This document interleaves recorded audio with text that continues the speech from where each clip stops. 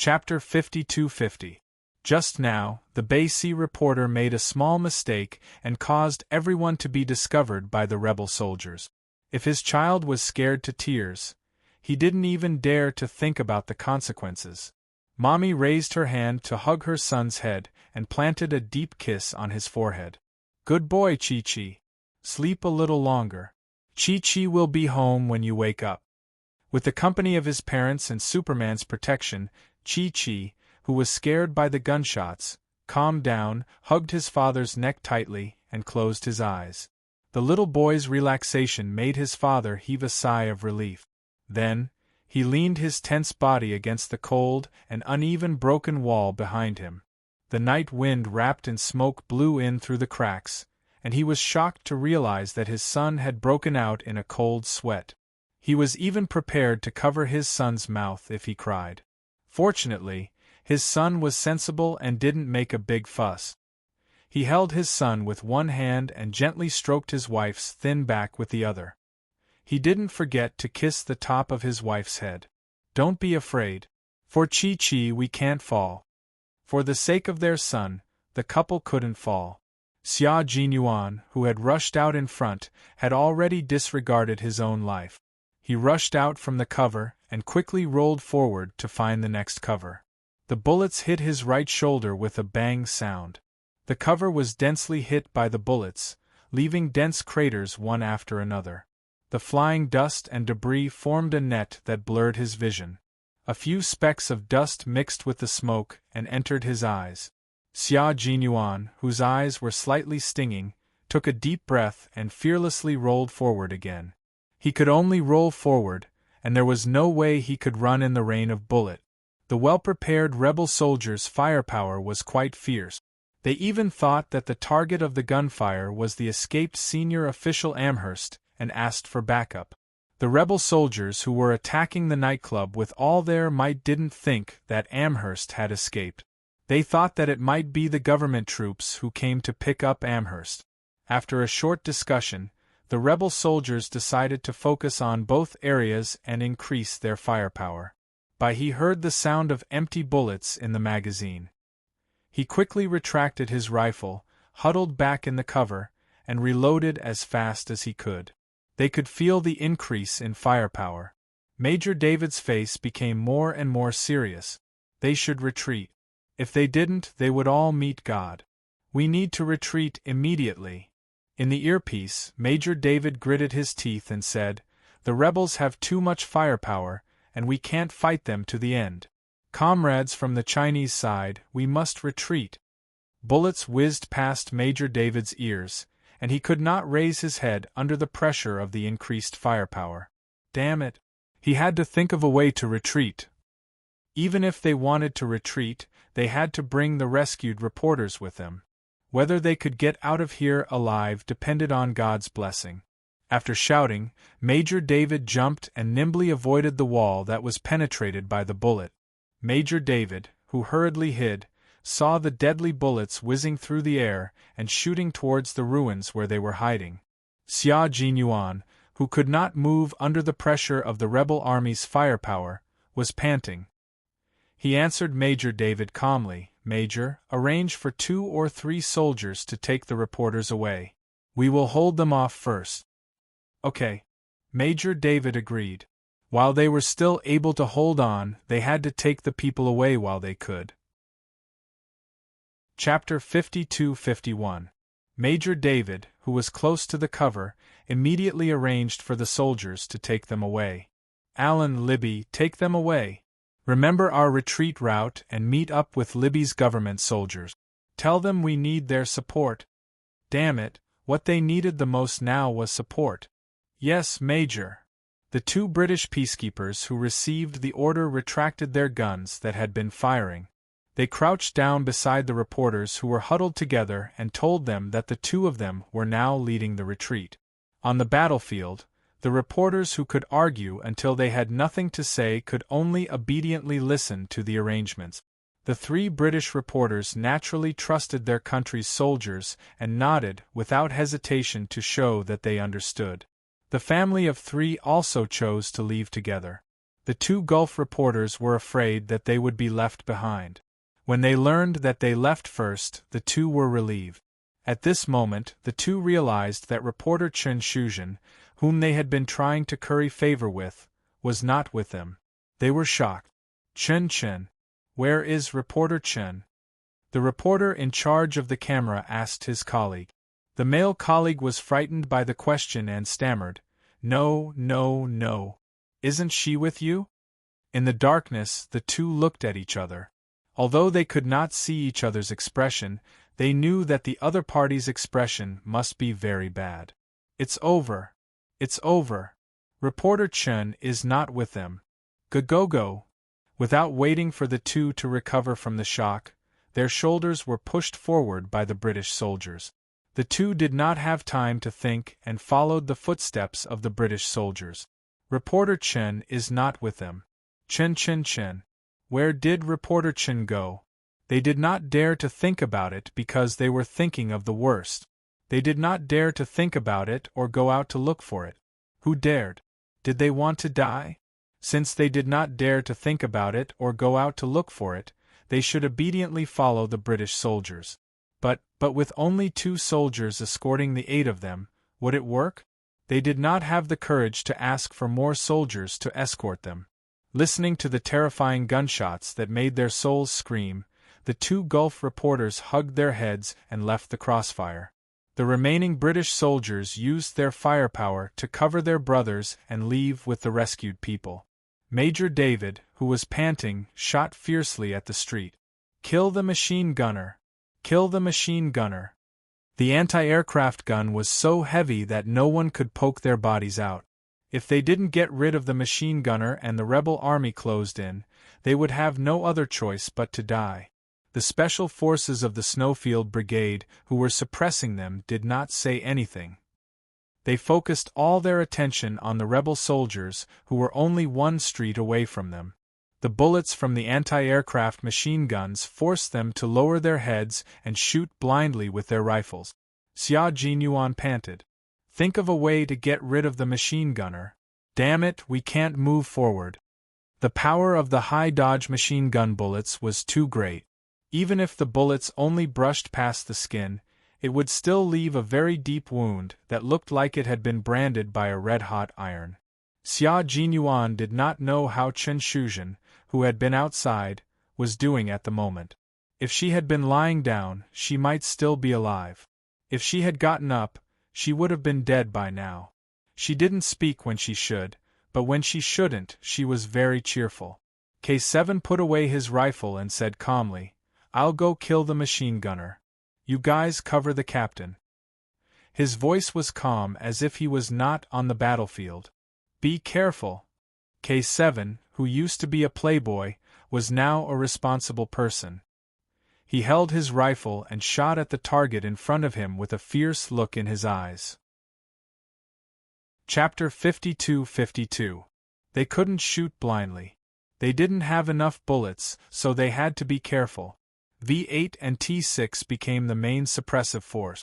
G3, who was hidden, aimed at the front. Almost every shot was accurate. He, with a cold look, asked Xia Jinyuan, who was silent, Have you found him? He was outside, so everyone was worried that something might have happened when he didn't make a sound. Xia Jinyuan, who couldn't move forward, wiped his smoke-stained lips. His eyes were dark and cold. She shouldn't be dead. I think she's still some distance away. Judging from the position of her scream, she should be under the electric pole that was blown down by the artillery. If she wasn't dead, then the electric pole must have acted as a cover. G3, who had blown up a few rebel soldiers' heads, put away the rifle that needed to be reloaded. He breathed heavily and said calmly, K7, kill the machine gunner. We'll add more ammunition. After we rescue her, we'll retreat while fighting. If they continued fighting like this, they would run out of bullet. Once they ran out of bullets, they would die. They were speaking in Chinese. Major David didn't understand Chinese at all. He fought until his eyes were red and looked like they were about to bleed. He said helplessly, I'm very sorry, my friend. I can't understand what you're talking about. Can you speak in a language that I can understand? Thank you. My brother suggested that we kill the machine gunner first, then give them a few grenades. After we rescue her, we'll retreat while fighting. Xia Jinyuan spoke quickly in English. A few bullets suddenly hit the wall that was covering him. The wall that was blown to the side of the street was instantly shaved off by the bullet. Xia Jinyuan, who reacted quickly, immediately went from half-squatting to crawling. He didn't want his head to be cut in half by the bullet. His cover was very small. It was just a corner of the wall that was blown to the side of the street by the artillery. One side was high while the other side was low. It was just enough to hide him. If he was hit by the bullets, he would be exposed and become a live target. Major David thought that it was a good idea. Then, they should kill the machine gunner first. Xia Jinyuan, who didn't fire to prevent himself from being exposed, crouched on the ground and waited for K7 to kill the machine gunner first. 7 Chinese special forces and 8 British peacekeepers. 15 people faced hundreds of rebel soldiers together. After 10 minutes of fighting, they didn't suffer any losses. There were no casualties. On the other hand, the rebel army suffered heavy casualties. The dozen or so rebel soldiers who had broken through the encirclement had already met their maker. Coupled with the dozen or so wounded rebel soldiers, the remaining rebel soldiers were stunned and did not dare to move forward. They kept using their machine guns to suppress the enemy, afraid that the enemy would counterattack. With the darkness as cover, K7 passed through rows of ruins and came to the corner of the street. The place where they exchanged fire was a cross street. With the middle street as the crossfire area, the upper right corner was the rebel soldiers, and the corresponding lower left corner was the peacekeepers of the two countries.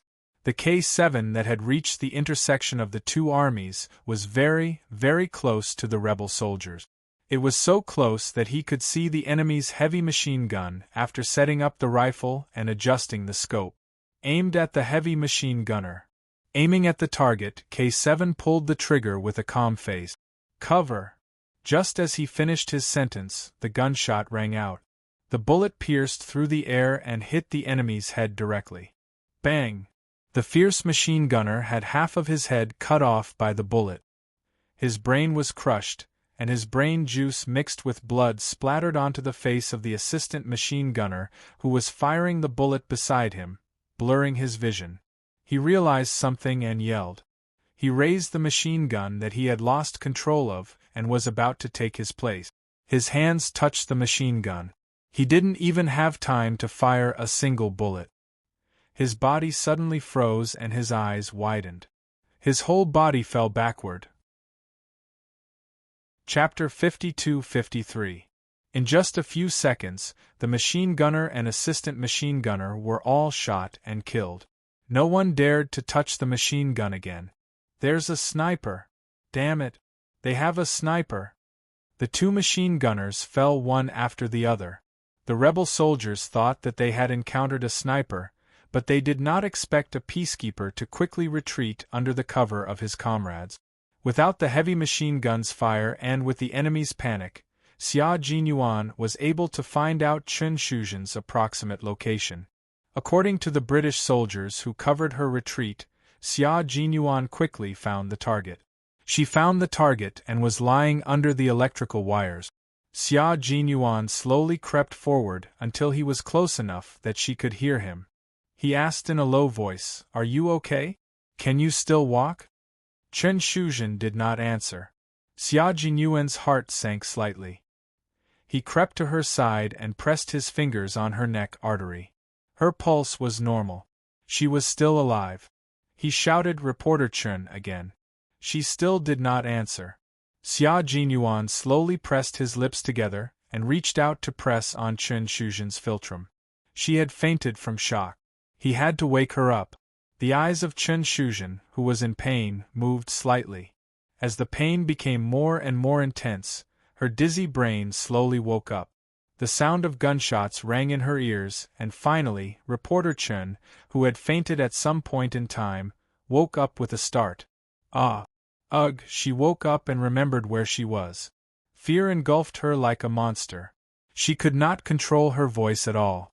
She screamed again. Xia Jinyuan did not give her a chance to scream. He put on combat gloves and quickly covered her mouth. He warned her sternly, "Shut up if you don't want to die. Lie down and don't move." Chen Shuzhen's eyes widened when she heard a familiar voice. Her breathing stagnated for a few seconds before she reacted. Tears streamed down her face as she nodded vigorously. Okay. I won't scream. I won't move." She only nodded once. Xia Jinyuan immediately retracted his hand and pressed it on his earpiece. "We found her. She's not dead. Cover the retreat." "Okay." Z7's cheerful voice came through. He had been holding it in for more than 10 minutes. He was about to die from holding it in. If it wasn't dead, then it was alive. Major David even whistled. "Awesome, you're the fiercest warrior I've ever seen." It was not the fiercest warrior to save someone from the bullets of a machine gun. If it were him, he really wouldn't have the courage. Retreating was also very difficult, but it was much smoother than rescuing Chen Shuzhen. With suppressive fire and less machine gun fire, Xia Jinyuan first asked Chen Shuzhen to crawl and retreat. "Remember, when I tell you to run, get up and run immediately. Do you remember?" Chen Shuzhen, who was so scared that she couldn't even speak properly, nodded. She was scared to death, and her body was still trembling. At this moment, her inexplicable sense of superiority was gone. Her contempt for the Chinese soldiers was also gone. If she were to say anything bad about the Chinese soldiers again, she wouldn't dare. Without wiping away her tears, she bit her lower lip and crawled towards the ruins that Xia Jinyuan was pointing at. She didn't want to die. She didn't want to die. She wanted to go home alive. She wanted to go home. Chen Shuzhen, who had always thought that she was brave enough to pass through the flames of war alone, was now really soft. She had learned an unforgettable lesson and no longer dared to think that she was brave enough. Hearing the sound of crawling behind him, Xia Jinyuan pulled out a grenade, pulled the safety pin, and threw it towards the opposite corner of the street. Chapter 52-54. Boom! The grenade exploded. Xia Jinyuan turned around and pulled up the Gulf Coast reporter who was lying on the ground, not daring to move. He shouted, "Run!" Stepping on the sparks from the grenade, he ran with the reporter. Finally, he grabbed the reporter's shoulder with one hand and rolled into the water, finally successfully retreating. "Go, retreat, retreat!" Major David shouted. At the same time, several grenades were thrown at the corner of the street. Among the broken beams and broken walls, dozens of black figures ran quickly and retreated. Behind them, the special forces of the Snowfield Brigade successfully suppressed the enemy's firepower and also retreated quickly. Bullets swept past their heels and countless debris flew around them. The Special Forces soldiers held their rifles tightly and ran across countless debris. Their figures were as fast as lightning, running through the abandoned buildings that had long been abandoned and destroyed. They retreated at a speed that ordinary people could not match. Chen Shuzhen ran. She had never run like this before. She ran until her lungs were full of air. Her knees were weak and she had fallen countless times, but she still ran. She ran with the British soldiers. The Chinese soldiers who saved her did not protect her anymore and directly pushed her into the hands of the British soldiers. The continuous attacks of the grenades made the rebel soldiers not dare to move. They only dared to shoot fiercely with the rifles in their hands. In the end, they were chasing and shooting. The command center of the British peacekeeping forces received a letter from the Libyan government. They said that several British peacekeepers were exchanging fire with the rebel soldiers and the government had sent reinforcements.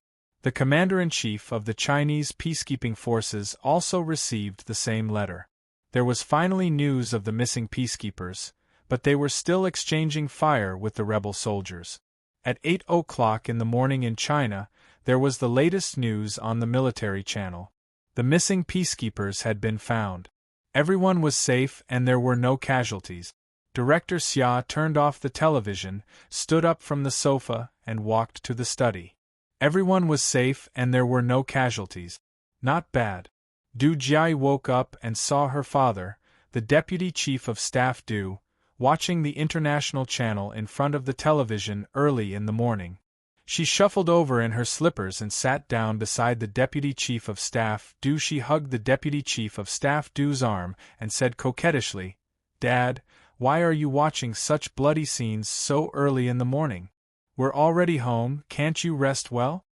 The Deputy Chief of Staff Du, who had always doted on his youngest daughter, raised his hand and pretended to be angry. He patted his daughter's head. "What bloody scenes? This is to tell you how hard it is to live in a peaceful country. You left the army for a few years. You deserve it. Dad, you're hurting." Du Jiai hugged the Deputy Chief of Staff's arm. In the end, the Deputy Chief of Staff Du didn't know whether to laugh or cry. Okay, why are you still acting like a child? Even your nephew isn't so delicate. Aren't you? Why, where are you going to play?" Du Jiai sat up straight and thought for a while. She said, "I'm going shopping with Aunt Qin. I have to go there early to wait. Sai, in order to find a good son-in-law for you, I've put in a lot of effort." The Deputy Chief of Staff Du was very satisfied with Qin Xiu. However, he didn't know that Qin Xiu disliked Du Jiai very much.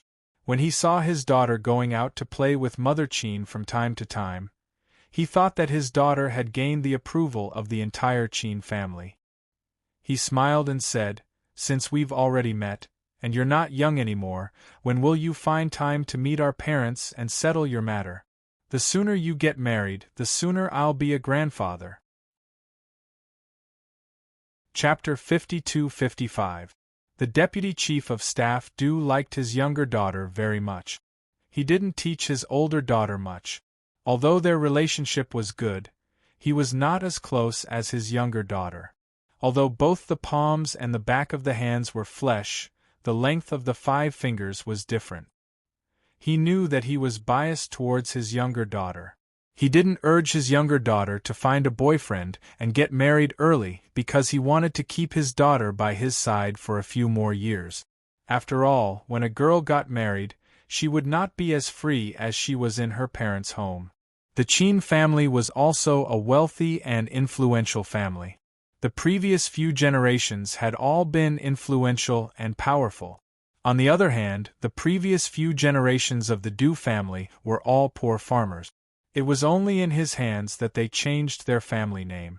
After all, without the support of his family, even if he was the Deputy Chief of Staff, he couldn't put on airs in front of the Qin family. Why are you still so childish? You're not young anymore. If we keep you, you'll really become an old lady." The Deputy Chief of Staff Du patted the back of his daughter's hand gently and sighed. "I've kept you for many years. Your sister is already so old. Her child is already 3 years old." Du Jiai, who wanted to coax her into going over, felt her heart skip a beat. Her father wasn't joking.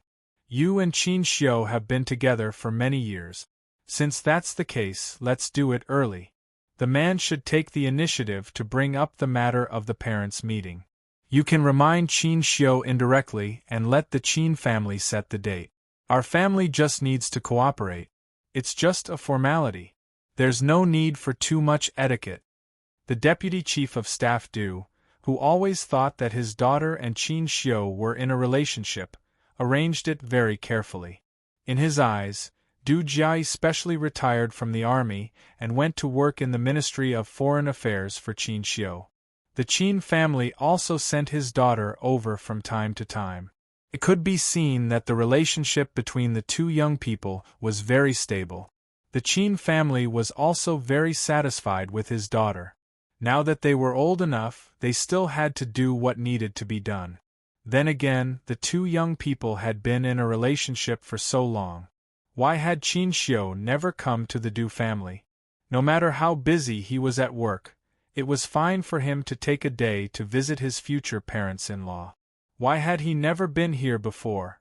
The Deputy Chief of Staff Du asked in a very serious tone. Du Jiai panicked and her eyes flickered. She didn't dare to look at the Deputy Chief of Staff Du as he panicked. The Deputy Chief of Staff Du saw through the clues. Frowning, he asked, "What's wrong? Do you think our Du family is too small and unwilling to come over?" Seeing that Du Jiai didn't even dare to look at him, Deputy Chief of Staff Du's face darkened. He picked up the remote control and turned off the TV, preparing to question her. Du Jiai, who had a guilty conscience, did not dare to face him. Seeing this, she hurriedly got up and pretended to be calm. "Dad, you're thinking too much. Ashio really doesn't have the time. Otherwise, he would have come to visit you long ago." She pretended to look at her watch and exclaimed, "Ah, it's already so late. Dad, take your time watching TV. I have to go out." Deputy Chief of Staff Du was naturally capable to be able to reach this position today. He had seen Du Jiai's attempt to hide it. She couldn't hide it at all. His face darkened even more than before.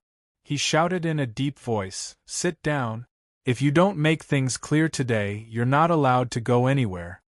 Deputy Chief of Staff Du, who had always been kind to his youngest daughter and rarely got angry, had a face so cold that Du Jiai's legs trembled. She knew that her father was serious this time.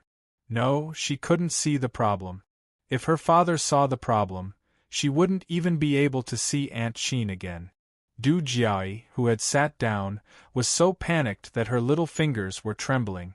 Her brain was spinning quickly, trying to think of a good way to solve the problem in front of her and appease the suspicious Deputy Chief of Staff Du. Chapter 52-56. Du Jiai was smart and had quick reflexes.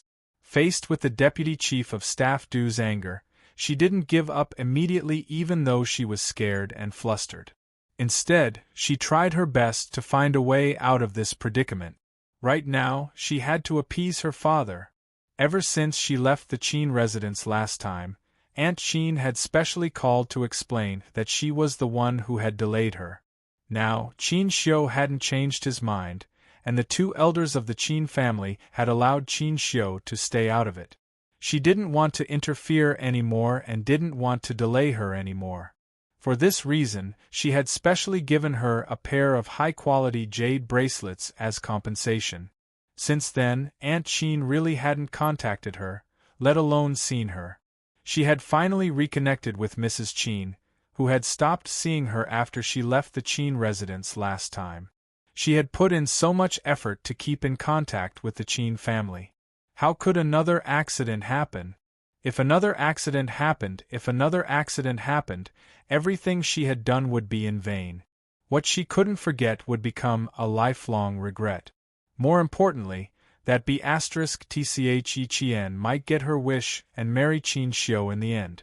Now, she was staying by Aunt Qin's side to make Aunt Qin hate Yi Qian more and more. If her father found out that she wasn't with Qin Xiu, he definitely wouldn't allow her to see Aunt Qin again. Then, she wouldn't be able to find out how far Qin Xiu and Yi Qian had progressed. She also wouldn't be able to make Aunt Qin continue to hate Yi Qian. She had worked so hard for so long. How could she allow her hard work to go to someone else? After calming herself down, Du Jiai hugged the Deputy Chief of Staff Du's arm again. Her voice was softer and more delicate. "Dad, why are you angry all of a sudden? Ashio just didn't come to our house. Why are you angry? Isn't that normal? If you let him come to our house, I won't be happy." She wrinkled her nose, looking like a spoiled girl. The suspicious Deputy Chief of Staff Du was not so easily fooled, but his expression turned for the better. He snorted faintly, "Is that so? Why are you unhappy? Ashio is such a good person. After he visits you, you will definitely urge me to get married quickly." I won't get married early. I still want to accompany you and Mother for a few more years." She had a sweet mouth and was very good at coaxing people. The Deputy Chief of Staff Du also liked her. But this time the situation was different. This was a matter that concerned his daughter's life. The Deputy Chief of Staff Du was very cautious and could not tolerate the slightest mistake. The deputy chief of staff Du, who hadn't been coaxed, grew even more suspicious. Jiai, you're hiding something from me. I'll give you a chance to make things clear. If you continue to hide it, I will contact Qin Xiu directly. With Dad's ability, it's very easy to contact Qin Xiu. You can choose to hide it, but Dad will talk to Qin Xiu directly. You can do as you see fit. Du Jiai, who had deliberately tried to coax and hide it, turned ashen when she heard this. How could she hide it? How could she hide it? Her father said that he would personally call Qin Xiu. How could she hide it? Her moves were not on the same level. They directly blocked all of Du Jiai's excuses and excuses. She had no choice but to tell the truth. She believed that her father was a man of his words. She also believed that it would be very easy to contact Qin Xiu. When the deputy chief of staff Du saw his daughter's expression, he felt as if a sharp weapon had been twisted into a hole in his heart. The coldness started from his heart, and even his hands and feet turned cold. You don't want to talk about it? Okay, I'll call Qin Xiu right now. The deputy chief of staff Du, who had a gloomy expression, pretended to take out his phone and said, although the Qin family is a wealthy family, the daughter of the Du family is not that easy to bully. I'll personally ask him and get to the bottom of this. Chapter 52-57. Although he said that, the deputy chief of staff Du's heart was extremely cold.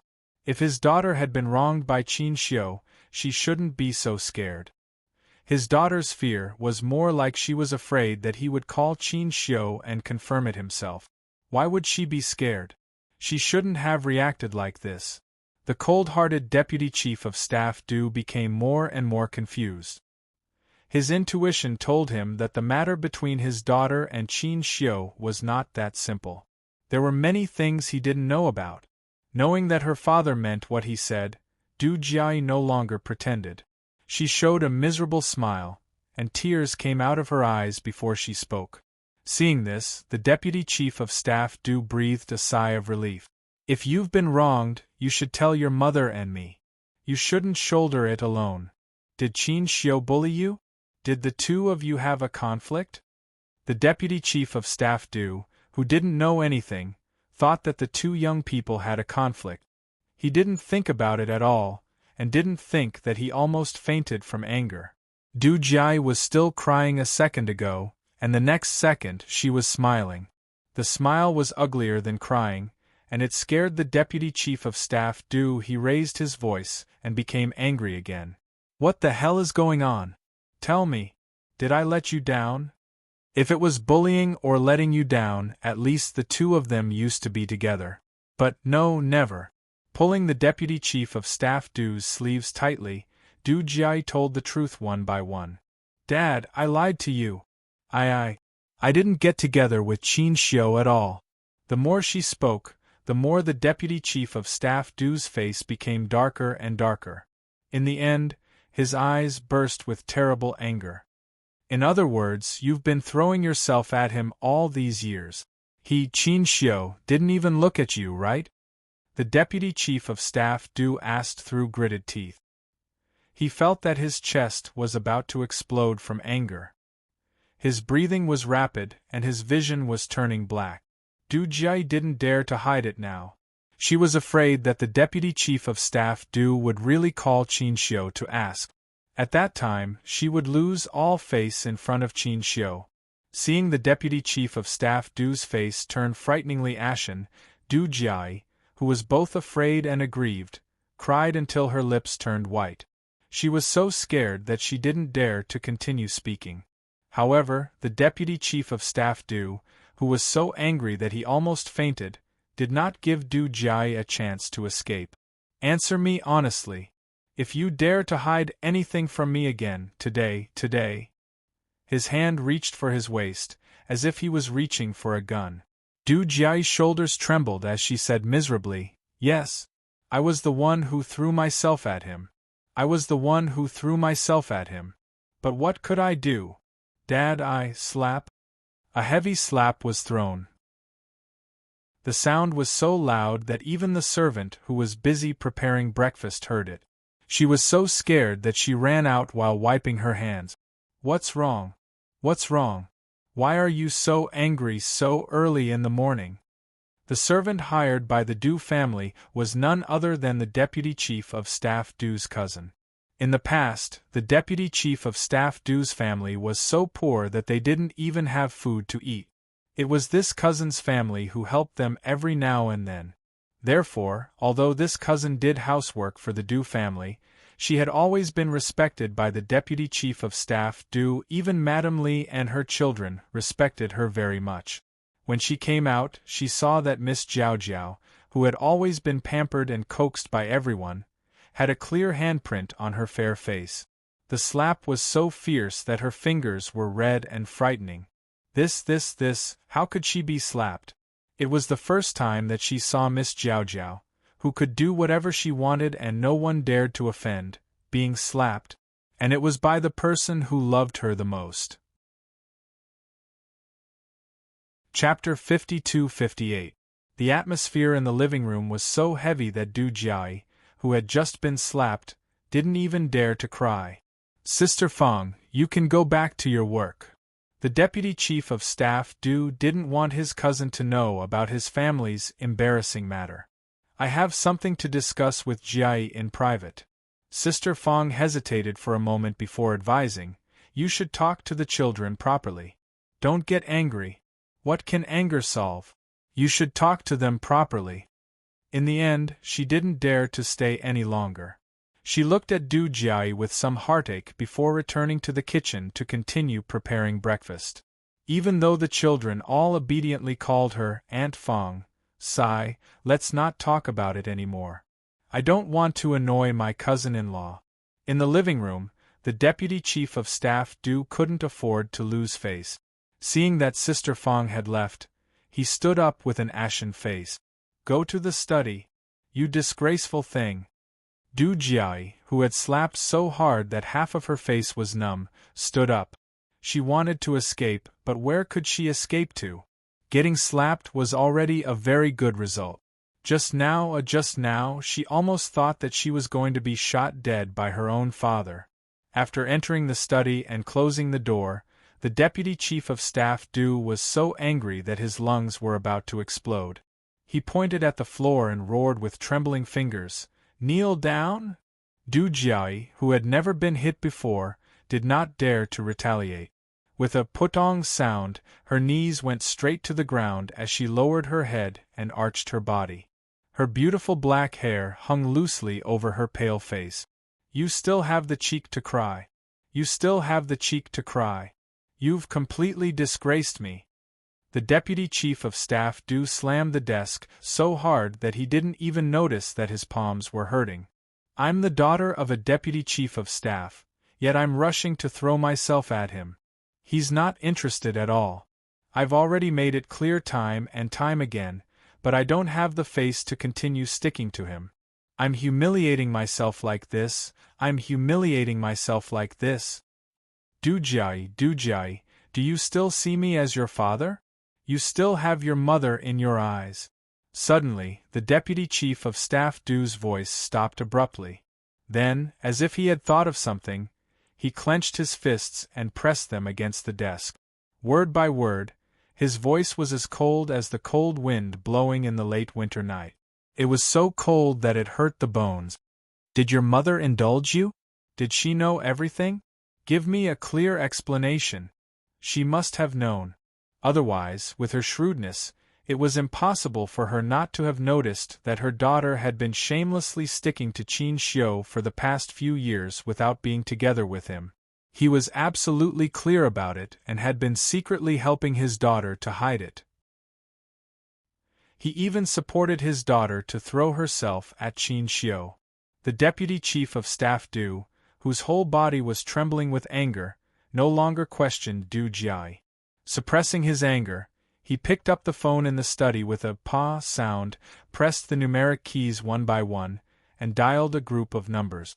The phone was connected.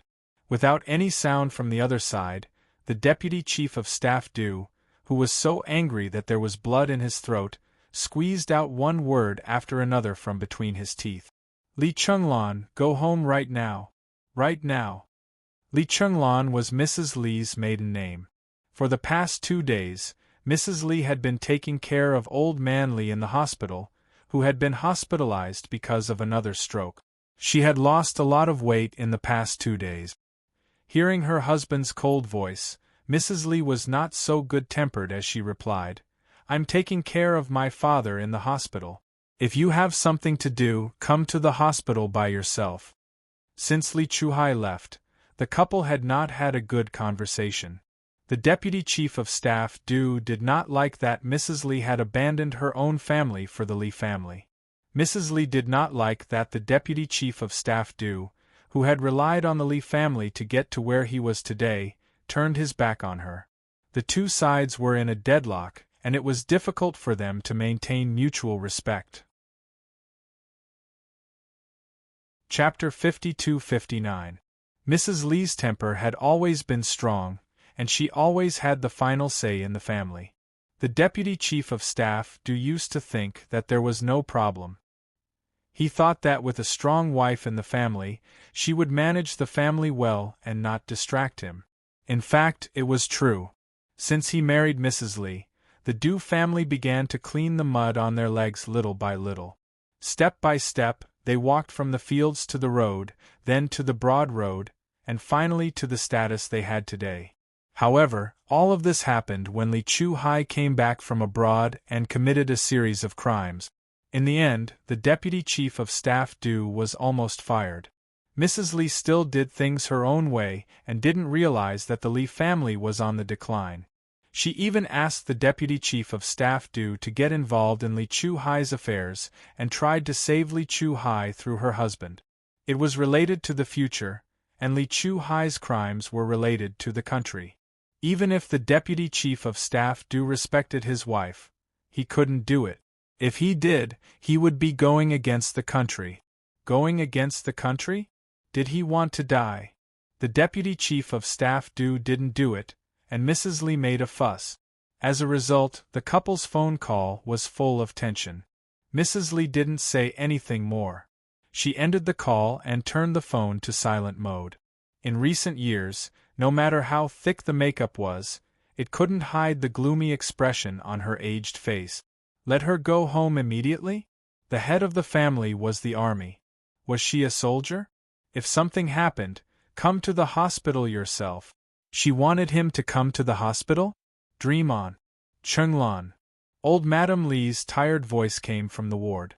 Mrs. Li, who walked out of the ward to answer the phone, opened the door and entered. Mom, why are you awake? Sleep a little longer. It's still early. The ward was a high-class ward with 1 bedroom and 1 living room. Only people of Old Man Li's status could get such treatment. 2 days ago, Old Man Li had a stroke. Old Madame Li insisted on staying in the hospital to take care of him. Mrs. Li had no choice but to stay with him. Fortunately, she didn't need to do anything. There were nurses and nurses. She just needed to watch over him. Even so, Mrs. Li, who had stayed in the hospital for 2 days, didn't eat well. She was already in her early 60s. How could she compare to young people? But there was no other way. Old Man Li insisted on staying in the hospital. Old Man Li was still lying in the intensive care unit. He had only woken up once. As his daughter, she had to accompany him. She came over to put the pillow down and helped old Madame Shaoli to sit and lean against the pillow. The mother and daughter, who were only 10 years apart in age, had tired expressions on their faces. Old Madame Li sat down and drank a glass of water. Her face was gloomy as she said to Madame Li, "Give second brother a call and ask how June is doing now. And those hooligans, tell second brother that they can either be given the death penalty or stay in prison for the rest of their lives. Our family only has June, this one and only child. If something were to happen to him, how would I explain it to Master? Chenglan, you have to keep a close eye on her. You have to keep a close eye on her. As for second brother..." When old Madame Shaoli mentioned Li Ronghuan, a trace of haze appeared in her turbid eyes. "Old master believes it, but I don't. Second brother, that was Li Ronghuan. Old Madame Shaoli, who had forced the first wife to death and replaced her, would never believe that the first wife had left behind a child. Li Ronghuan came back too coincidentally. He didn't seem to have any estrangement with her, his stepmother. The more it was like this, the more uncertain old Madame Shaoli was. She didn't believe it, and neither did Madame Li. Hearing this, Madame Li nodded. I know even if you don't say it. Now we only have Jun in our family. Nothing can happen to him. Chapter 5260. Li Jun is not the only grandson in the Li family. However, in the eyes of old Lady Li and Mrs. Li, except for Li Jun, the others are not members of the Li family. Old Madame Shaoli had spent half of her life to hold the entire Li family in her hands, causing all the children of the first wife to be despised by old Master Li. How could she allow herself to lose to the child left behind by the first wife? Go and see old Master. The doctor said that he woke up last night and may wake up today. Go and see him. Don't be taken advantage of by outsiders. Old Lady Li is relieved to leave the matter to her daughter.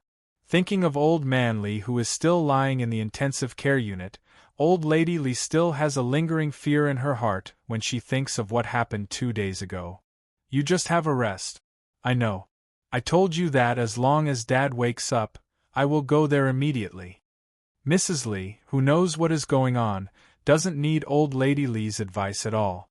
She is also on guard against outsiders. Li Jinyan's biological father, second uncle Li Ronghuan, and Li Jinyan himself are all outsiders mentioned by old Lady Li. The Li family has not been peaceful in the past half-year. First, the subordinates who rely on old man Li to get promoted fall one after another. First, there are problems in the collateral branch, but old man Li doesn't take it seriously at first. The Li family is like a big tree. The tree is big and the branches are lush. Even if some small branches have problems, it will not affect the main trunk. In addition, his body is not as good as before. Old man Li is also afraid that he will die if he is not careful. Therefore, he doesn't control the following things as before. He will deal with the small problems when there are some problems. He will leave the worrying things to Li Ronghuan or the direct descendants below. Unexpectedly, he has not taken care of it for half a year, but there are more and more things. Until 2 days ago, even the 2 subordinates he promoted have problems and were invited to tea by the Commission for Discipline Inspection. There is no news so far. There are too many problems in the Li family. As old man Li gets farther and farther away from the center of power, the things that used to be tightly covered up are now dug out little by little. A journey of 1,000 miles would be ruined by an ant's nest. What should come will come. Old man Li's first call was to Li Ronghuan. Li Ronghuan was on her way to the airport and told old man Li another piece of bad news. Li Jun, the son of Li Chuhai and the darling of old Lady Li Xiaoli, had a fight with a local ruffian. His head was cut open and he was now in the hospital. Li Ronghuan went to Hai Province as soon as she received the news. Hai Province was old man Li's most powerful territory. He sent Li Jun to Hai Province because he thought that Li Jun would be the crown prince there and no one would dare to provoke him. No matter how much he thought about it, he didn't expect that those ruffians and hooligans wouldn't buy it. They didn't know that Li Jun was from the capital, so they didn't find him pleasing to the eye. After a few words of disagreement, these ruffians and hooligans, who could do whatever they wanted in Hai Province, started fighting with Li Jun. Li Jun had 3 bodyguards around him, but they were outnumbered. One of the ruffians picked up a beer bottle and smashed it on Li Jun's head. The back of Li Jun's head was bleeding and he fainted immediately. Now it was a big deal. The people in Hai Province who protected Li Jun didn't dare to contact old man Li. They only dared to contact Li Ronghuan, the second master, who sent Li Jun to Hai Province. Li Ronghuan, who went to the airport empty-handed with only his documents, hurriedly told old man Li about Li Jun's injury. His tone was a little exaggerated, and he almost said that Li Jun died on the spot. Chapter 5261. At that time, Old Man Li was furious because of the problem of the direct descendant. When he received Li Ronghuan's call and learned that Li Jun had an accident, he only felt that all the blood in his body rushed to his brain. Before he could react, he didn't know what happened next. Fortunately, the family doctor of the Li family lived in the Li family for nearly half a year. Old Man Li was immediately rescued when he fainted. Old Man Li was lucky. He had a strong desire to survive, so he survived this time. The deputy chief of staff Du, who locked Du Jiai at home and asked the guards to keep an eye on her, rushed to the hospital angrily. Before he arrived at the hospital, he received the news that Old Man Li had woken up. Mrs. Li asked people to keep an eye on Old Man Li in the ICU. The deputy chief of staff Du, who didn't have time to go to the hospital, also gave orders secretly. The deputy chief of staff Du suppressed his anger and went to the ICU to see his father-in-law first. Although he didn't help the Li family, Old Man Li was his father-in-law after all. How could he avoid going to the hospital to avoid suspicion? It was not good to hear. Old Man Li, who had a stroke for the second time, was not as lucky as the first time. Before, he was paralyzed on one side. This time, the doctor said to the deputy chief of staff Du regretfully, "The old man is lucky to be saved from the second stroke. Please take it easy." Old Man Li's life was saved, but his whole body was paralyzed. He couldn't even speak clearly. It was much more serious than the first time when he was paralyzed on one side. Old Madame Xiao Li's knees went weak, and she fell onto Madame Li's body. There was another round of chaos.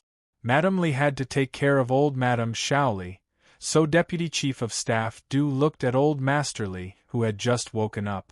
Old Man Li, who had dominated the world all his life, had a tube inserted into his body. His hair was white and he was lying motionless. Other than his eyeballs, which could still move slightly, his whole body was so weak that he was no longer as awe-inspiring as he used to be. He was on the verge of death, and even his life had an aura of decay. The deputy chief of staff Du didn't feel good either. He sat on a small round stool that the guards had brought over. The deputy chief of staff Du said softly, "Dad, have a good rest. Don't worry about what's happening outside." Old Man Li rolled his gray eyes. Wearing a breathing mask, he kept making vague sounds in his throat. He had lost the ability to speak. It was as if something was stuck in his throat. Even the sounds he made had to be carefully listened to. After a while, the deputy chief of staff Du finally understood what was being said. Handsome, it turned out to be Li Chuhai's son. Li Jun Li Chuhai had grown up overseas. When Li Chuhai returned to the country to protect Li Jun, he even created a fake Li Jun and hid it from everyone. The real Li Jun came back. As his uncle, he had only seen him once.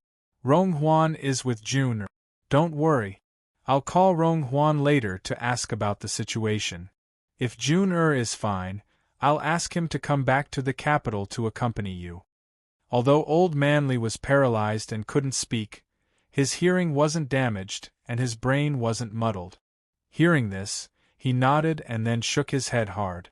He was a little anxious, as if something was stuck in his throat. This time, the deputy chief of staff Du didn't understand what he wanted to say. "Don't you want Jun to come back? If you want him to come back, you nod. If you don't want him to come back, you shake your head." Old Man Li nodded. "Okay, I'll contact Rong Huan immediately after I go out. As long as Jun is fine, I'll come back to the capital immediately." As soon as the deputy chief of staff Du finished speaking, Old Man Li shook his head again. This time, the deputy chief of staff Du really didn't understand what he meant. Chapter 5262. The deputy chief of staff Du, who did not know what Old Man Li wanted to say, only sat for a short while before the doctor did not allow the patient's family to visit him again. Although old Manley was awake, he was very weak.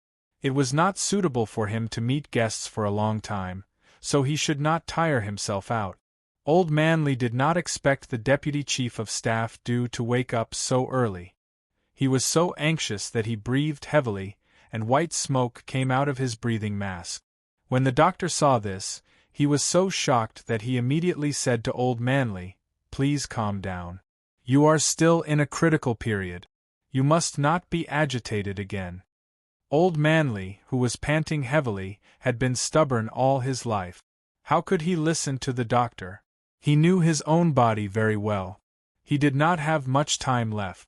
While he was still sober, he had to make the best use of the time he had to hand over some things.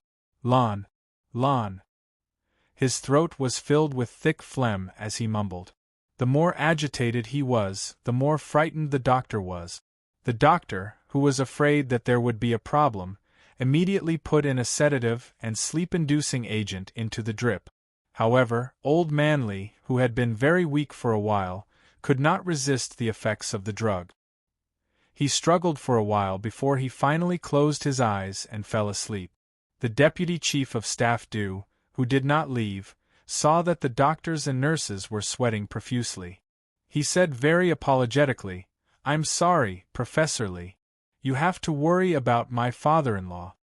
Last time, when Old Manley had a stroke and was hospitalized, it was also Professor Lee who saved him. It was the same this time." Hearing this, Professor Lee wiped the sweat on his forehead and sighed. "Deputy Chief of Staff, the old man has a bad temper. He likes to do everything by himself. He survived 2 strokes in a row. Even if he has good fortune, he can't withstand the old man's torment. As doctors, we can only do our best. However, whether the patient can be well or not sometimes depends on the patient's cooperation. You have to take care of the things outside. The old man's body really can't be tormented anymore." If he continued to torment himself, he was afraid that he would not have much time left. The doctor did not say this out loud. The Deputy Chief of Staff also knew his father-in-law's temper. He was stubborn, and a man of his word. Even when he was sick, he was still a troublesome patient. He smiled bitterly and said, "All right, we will definitely cooperate with your arrangements. We will definitely try to persuade the old master." They would try their best to persuade him as much as possible. The more they tried to persuade him, the angrier his father-in-law would be. With such a temper, no one could do anything about it. Old Manley had already fallen asleep. Professor Lee ordered the doctors and nurses on duty to keep an eye on him. Then, he brought the Deputy Chief of Staff out. As he walked, he talked about Old Man Lee's current situation. "It's not optimistic. You have to be mentally prepared. If there's anything, you have to prepare early." These words were said very clearly. When the Deputy Chief of Staff saw Old Man Lee's complexion just now, he already had a faint feeling in his heart. Now that the doctor had said it clearly, the Deputy Chief of Staff was not very surprised. The Deputy Chief of Staff who frowned, thought for a while and asked Professor Lee, "Have you told my wife anything?" "Not yet, but we'll talk later." Deputy Chief of Staff should have an idea of the old man's situation just now. "We will do our best." As a person in a high position, he had to arrange more things than ordinary people. It was better to let him know early in order to avoid any problems when the time came. After confirming that Old Manley had only fainted and that his body was not seriously injured, Madame Lee hurried to the intensive care unit to visit Old Manley. In the middle of the corridor, she bumped into Professor Lee, who was standing there with a serious expression on his face. She did not know what to say to her husband. Chapter 5263. Inexplicably, Mrs. Lee felt a chill in her heart. She couldn't help but shudder and quicken her pace. Chung-Lan. The Deputy Chief of Staff saw his wife in advance and greeted her lightly. She had to be careful outside. No matter how bad their relationship was, she couldn't make a fool of herself outside. Mrs. Lee also cared about her reputation. She wouldn't throw a tantrum outside and let others see her as a joke. "Professor Lee, how is my father? Is he completely out of danger?" Mrs. Lee asked anxiously as she approached. While asking, she saw Professor Lee's serious face. Mrs. Lee felt that the cold autumn wind outside was blowing into her bones. Old Man Lee was still in charge of the Lee family. The cause of his brother Lee Chuhai's death hadn't been found out. The old man couldn't fall. "It's not optimistic. I just told the Deputy Chief of Staff that the family should be prepared in advance. If there is anything that needs to be done, do it in advance." Mrs. Lee, who was about to faint, swayed. The Deputy Chief of Staff hurriedly held her and whispered, "Father-in-law is old. You have to be prepared." His father-in-law was probably the only person who could survive 2 strokes. Mrs. Lee didn't like to hear this. She shook off her husband's hand and said angrily, "What do I have to be prepared for? You can't wait for my father to leave, can't you?" They were still outside and in front of outsiders.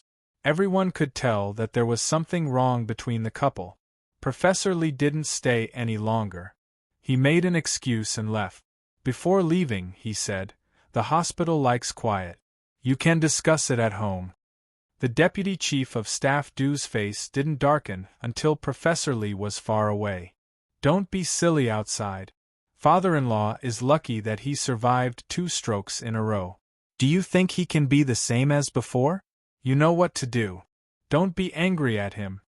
Seeing that his wife was about to get angry again, the Deputy Chief of Staff took a deep breath and controlled his temper. He said patiently, "Father-in-law wants Rong Huan to take June back to the capital. You contact Rong Huan and see how June is doing. If it doesn't affect his discharge, he should return to the capital as soon as possible. Also, I've talked to June. A few gangsters will be dealt with. Rong Huan knows. Don't get involved." Madame Lee, who had a belly full of anger, heard her husband specially greet her nephew, and her heart finally felt a little better. She was a person who could only go with the flow. Seeing her husband take the initiative to lower his head, the sharpness on her face lessened a lot. "Did my father say anything just now?" she asked coldly. "He only said that he wanted June to come back. Nothing else. He didn't know what he meant by that." Li Ronghuan knew that Old Man Li woke up half an hour later. He had been busy with Li Jun's affairs. Li Jun, who was lying in bed, found his phone for him. Only then did he know that Old Man Li had woken up. Receiving Mrs. Li's call, Li Ronghuan, who is also in the hospital, smiles coldly. She is so lucky. She has lived for so long and failed twice. She is indeed so lucky. After asking the doctor, she learned that Li Jun could be discharged from the hospital, but it was better not to take a plane. Li Ronghuan, who also wanted to go back to the capital, directly asked High Province to prepare a luxury business car. She arranged for 2 doctors to accompany her to drive back to the capital. The distance from High Province to the capital was not ordinary. The distance was nearly 3,000 kilometers. They planned to rush back to the capital in 2 days and 2 nights. The next day, Li Jun lay in the car and fell asleep. Li Ronghuan received a call from an unknown number. Li Ronghuan glanced at Li Jun, who had closed his eyes, and leaned a little to the side lazily. She didn't say anything and just listened to what was said on the other side. Chapter 5264. The chauffeurs arranged by Li Ronghuan all had 10 years of driving experience. They drove steadily and quickly. It was very comfortable to sit in the car. The sun shone in through the window, making people feel sleepy. Li Jun, who had his eyes closed, looked up slightly and glanced at Li Ronghuan, who was on the phone. A cold light flashed through his eyes. This second uncle of his was a little interesting. Li Ronghuan's phone call was a little long, but he was in a good mood after hanging up. He even told the chauffeur to drive safely in case of an accident. Li Jun's eyes were closed all the time. Except for getting out of the car to exercise and eat, he almost never opened his eyes. He didn't say much to Li Ronghuan either. He was like an invisible person. Sometimes, even the chauffeur forgot about him. Li Ronghuan didn't pay much attention to Li Jun. He wanted the Li family to collapse. As for Li Jun, he didn't want to make things difficult for him. During the 2-day drive, he even asked if Li Jun was feeling uncomfortable. Li Ronghuan received a mysterious call and was in a good mood. However, in the capital, Madame Li was in a terrible mood. She held the phone tightly and said to the Deputy Chief of Staff Du, who was questioning her, "You never cared about your daughter's marriage. I took care of everything at home. Now that Jiai's marriage has been thwarted, you still have the face to question me?" That day, the Deputy Chief of Staff Du came to the hospital to question about Du Jiai. In the end, he almost quarreled with Madame Li because he asked Li Ronghuan to send Li Jun back to the capital. Madame Li blamed her husband for letting Li Ronghuan escort Li Jun back to the capital alone. The Deputy Chief of Staff Du thought that his wife was crazy and overthinking. No matter how much his second brother-in-law disagreed with the family, it was ridiculous for him to harm his nephew. In the end, he left in a huff. He was so angry that he forgot to ask about Du Jiai. When he got in the car and remembered why he came to the hospital, the Deputy Chief of Staff Du called again. He had to rush back to the office and put the matter between Du Jiai and the Qin family aside for the time being. However, before the matter was resolved, Du Jiai was still locked up at home. Now that Du Jiai was at home, apart from being able to walk around normally, she could not step out of the house. However, this did not affect her contact with the outside world. When Mrs. Li received her daughter's call, she wanted to know why her husband came to the hospital angrily. When she called him, she was told that his phone was turned off. In addition, she was worried that Li Ronghuan would harm Li Jun, so she comforted Du Jiai and told her to rest at home for a few days. She then called Mrs. Qin to explain and put the matter aside for the time being. The next day, the Deputy Chief of Staff Du immediately called Mrs. Li. As soon as he told her about it, Mrs. Li exploded as if she had stepped on a firecracker. "Old Du, touch your conscience and tell me, what have I, Li Chenglan, done to you for this family? Jiai likes Qin Xiu, and Qin Xiu is indeed a good son-in-law. Am I wrong to fight for my daughter's lifelong happiness?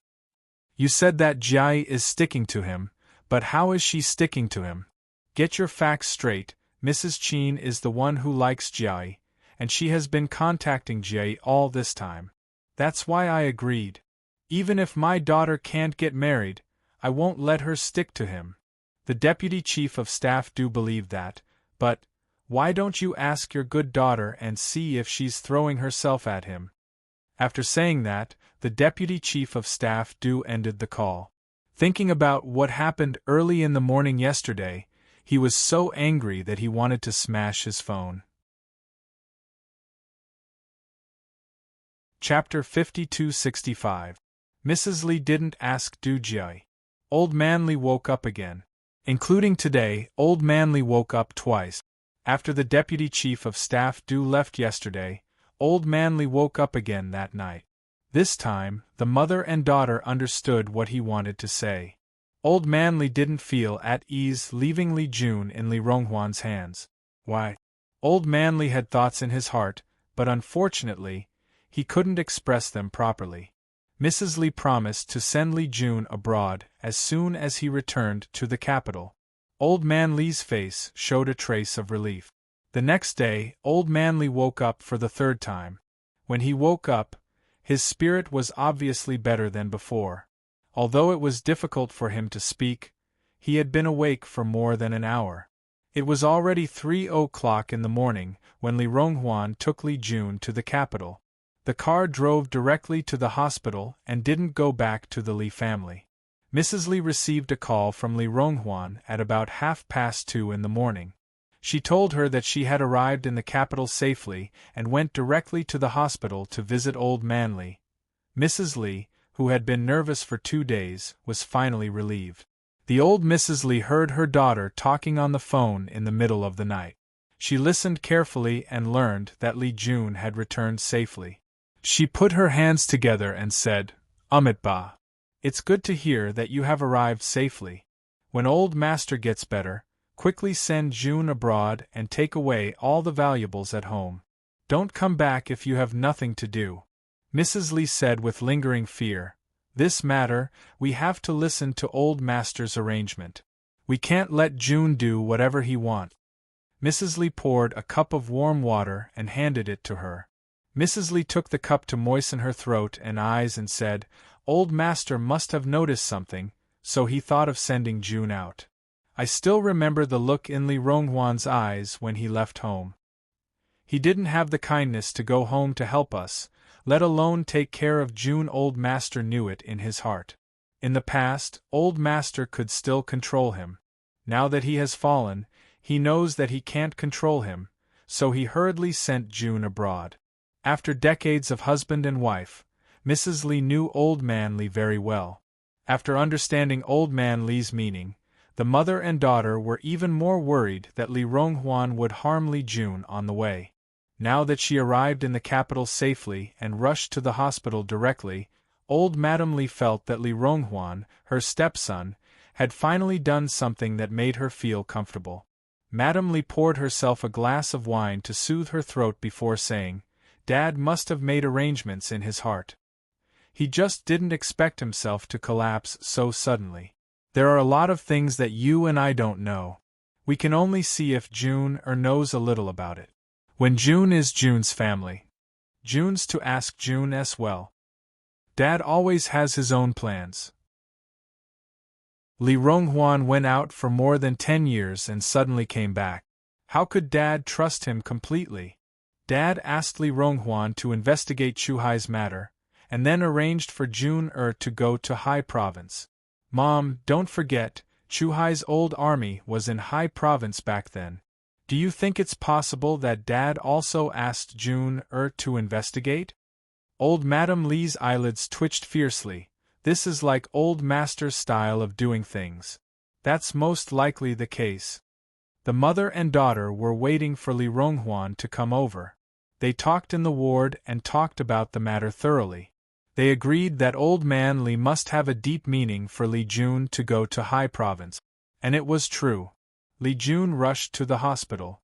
Mrs. Li sent Li Ronghuan away, and he told Mrs. Li why he went to Hai Province. "Second uncle is not my father's brother, who would be at ease if he went to investigate. I suggested it first, and then Grandpa arranged it." Chapter 5266. Li Jun, who was born and raised abroad, did not have much affection for the Li family. Before he returned to China, he had never met Old Man Li and Old Madame Li. Oh no. It should be said that Old Man Li and Old Madame Li had never met Li Jun. Li Jun had seen them through photos. Old Man Li had always said that his youngest son, Li Chuhai, was like him. In the final analysis, they were both cold-blooded. In their eyes, blood ties were dispensable. For their own interests, they could even raise a butcher's knife and kill their relative. Back then, Old Master Li had gone through the same thing. Old Master Li's parents had also gone through the same thing. If Li Chuhai had not gone abroad, he might have also dealt with his 2 stepbrothers. Li Jun had inherited the cold temperament of the Li family. He had returned to the country not for his grandparents whom he had no feelings for, but to investigate the death of his father, Li Chuhai. Otherwise, he would have stayed in Melbourne for the rest of his life, playing whatever he liked. In the face of Old Man Li's inquiry, Li Jun did not hide anything. He told Old Madame Li what Old Man Li said. Old Madame Li saw that her grandson's head was still tied with a white bandage. She was so distressed that her eyes turned red. She wanted to hug and love him. Li Jun pretended not to see it. He did not ask why a normal person was hospitalized. He sat down and asked why they were in a hurry to let him go back to Beijing. Old Man Li had a stroke. Li Jun did not take it to heart. He was just investigating something and was hit in the head. He was in a bad mood all the way back to Beijing. Old Madame Li was worried that Li Ronghuan would do something, so she talked about business first. She had always been a person who could distinguish between the important and the important. In the face of old Madame Li's question, Li Jun said lightly, "Grandpa doesn't believe second uncle. As for me, I don't believe second uncle either. I believe that you and Aunt don't believe it. Second uncle is a bit interesting. He does things well and paints beautifully. You can help me ask second uncle for a few more paintings. I will keep them and take them out when I am short of money." Old Madame Li agreed to Li Jun's request. He nodded and agreed to everything. It was just a few paintings. It was not a big problem. The most important thing now was to arrange for Li Jun to leave the country as soon as possible. In the ward, old Madame Xiao Li told Li Jun about old Master Li's intention. Outside, Madame Li asked Li Ronghuan how the matter in High Province was handled. According to her, those gangsters who hurt Li Jun would not have a good time and would all be arrested. Li Ronghuan was addicted to smoking, and doctors were forbidden in the capital. He took out a cigarette from his pocket and sniffed it. Then he answered with a smile, "Deal with it according to the law. Do what you need to do. Of course, if brother-in-law has any good ideas to increase the severity of these people's punishment, I have no objections." Old Madame Li climbed into her brother-in-law's bed at the age of 15. Although Madame Li was a mistress, she was 10 years older than Li Ronghuan.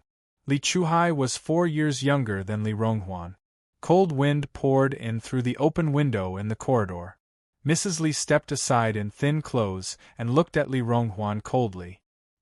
He clearly knew that she was wearing thin clothes, yet he still opened the window. She was really not presentable, so he resorted to such underhanded means. "Dad asked you to deal with this matter because Dad believes that you can do it well. Jun is Dad's only grandson and will inherit the Li family in the future. You are Jun uncle. As an elder, you can't even protect your own nephew. Aren't you afraid of being laughed at?" Chapter 5267. Madame Li said coldly. She was annoyed by Li Ronghuan's indifference. Li Ronghuan didn't care about Jun even though Dad was still around. When Dad passed away, Li Ronghuan wouldn't be able to help Jun. Li Ronghuan was silent for a while before he sneered. Madame Li's face darkened when she heard his laughter. "What are you laughing at?" "What am I laughing at?" Li Ronghuan looked up. His eyes were full of sarcasm. "Li Jun is the only grandson of the old man? Li Chenglan, you are not so old that you are confused. Argenian is the eldest grandson of the Li family. You have forgotten all about him." Madame Li was angry at first, but she sneered at the end. "Li Jinyan? He is not a descendant of the Li family. He went to the Fu family a long time ago. Dad used to remember that he was the eldest grandson of the Li family. He even told Mom that he had to leave a large share of the Li family's things for the eldest grandson and not move everything to his grandson's family. Dad does miss his eldest grandson, but this eldest grandson of the Li family has never thought of himself as a member of the Li family. He has always been loyal to the Fu family. He is a traitor. How can he be the eldest grandson of the Li family? If he could change his surname, he would have changed his surname to Fu. Dad said long ago that there will be no Li Jinyan in the Li family in the future." Li Ronghuan's face darkened. It was not because old man Li did not recognize Li Jinyan, but because he was unhappy with Madame Li Jinyan's attitude. If he could change his surname to Fu, Li Ronghuan would be happy. Unfortunately, he couldn't. It was good that the Li family didn't have Li Jinyan in the future. It was a rotten place. What was there to care about? The Li family would be happy to stay clean. Only these dirty and smelly people in front of him treated the Li family as a treasure. That made sense. He had spent so much effort to obtain it, so he naturally treated the Li family as a treasure. It was a pity that there were not many good days left. It was good for Li Jinyan to leave. He could stay in the army and be clean. Li Ronghuan, who was not happy with Mrs. Li's attitude, was about to raise the corner of her mouth when she heard Mrs. Li say with a faint smile, "You haven't been home for more than 10 years. I can understand that you don't know what happened at home. Since you and I are siblings, I'll remind you not to mention Li Jinyan in front of Dad. Dad doesn't like to hear that." Li Ronghuan's voice did not hide her gloating. Li Ronghuan looked at her deeply and smiled deeply. "Is that so? Thank you for reminding me. Sister and brother? Was she even worthy?" Madame Li, who still thought that she had won this round, smiled even more deeply. "You're welcome. You just have to help June well. Only then will Dad be happy." "All right, it's getting late. Go home and rest." Dad always wanted to see June so June stayed in the hospital. From now on, she had to separate Li Ronghuan from June in case something went wrong. Li Ronghuan stretched and looked at Li Chenglan, who was pretending to be a sister in front of her. After a while, she said slowly, "Then I'll go to the hotel next door to pass the night. Call me if Dad wakes up. I have good news to tell Dad." "Okay, you can go." Mrs. Li nodded. She didn't take Li Ronghuan's words to heart. She had no intention of letting Li Ronghuan see Old Man Li. Li Ronghuan, who had walked a few steps with his hands in his pockets, suddenly turned around. Mrs. Li didn't expect him to suddenly turn around. She didn't have time to hide the cold and contemptuous expression on her face, and Li Ronghuan happened to see it. Chapter 5268. Mrs. Li, who was caught red-handed, immediately turned cold. "What else do you want?" "Nothing. I just want you to tell Dad in advance that there's a result of the investigation he asked me to do." Li Ronghuan smiled and admired Mrs. Li's twisted expression. "When Dad wakes up, I should be able to receive the news immediately." He wanted to see Mrs. Li make a fool of herself. Mrs. Li knew that, but she couldn't do anything about it. There was an outcome to the matter that Dad asked him to do. Did that mean that he knew who Chu Hai's murderer was? "Don't worry. As soon as Dad wakes up, I'll call you immediately," Mrs. Li said coldly, trying to calm her expression. She didn't want Li Ronghuan to see her lose her composure. Li Ronghuan raised his eyebrows and smiled at her. Then, he walked away in a relaxed manner. Li Ronghuan was in a good mood when he saw Li Chenglan trying to hold back her anger. How dare a mistress act like an older sister in front of him? Did she think she was so shameless? Mrs. Li's expression changed several times. In the end, she clenched her cheeks and glared at the leaving figure before returning to the ward.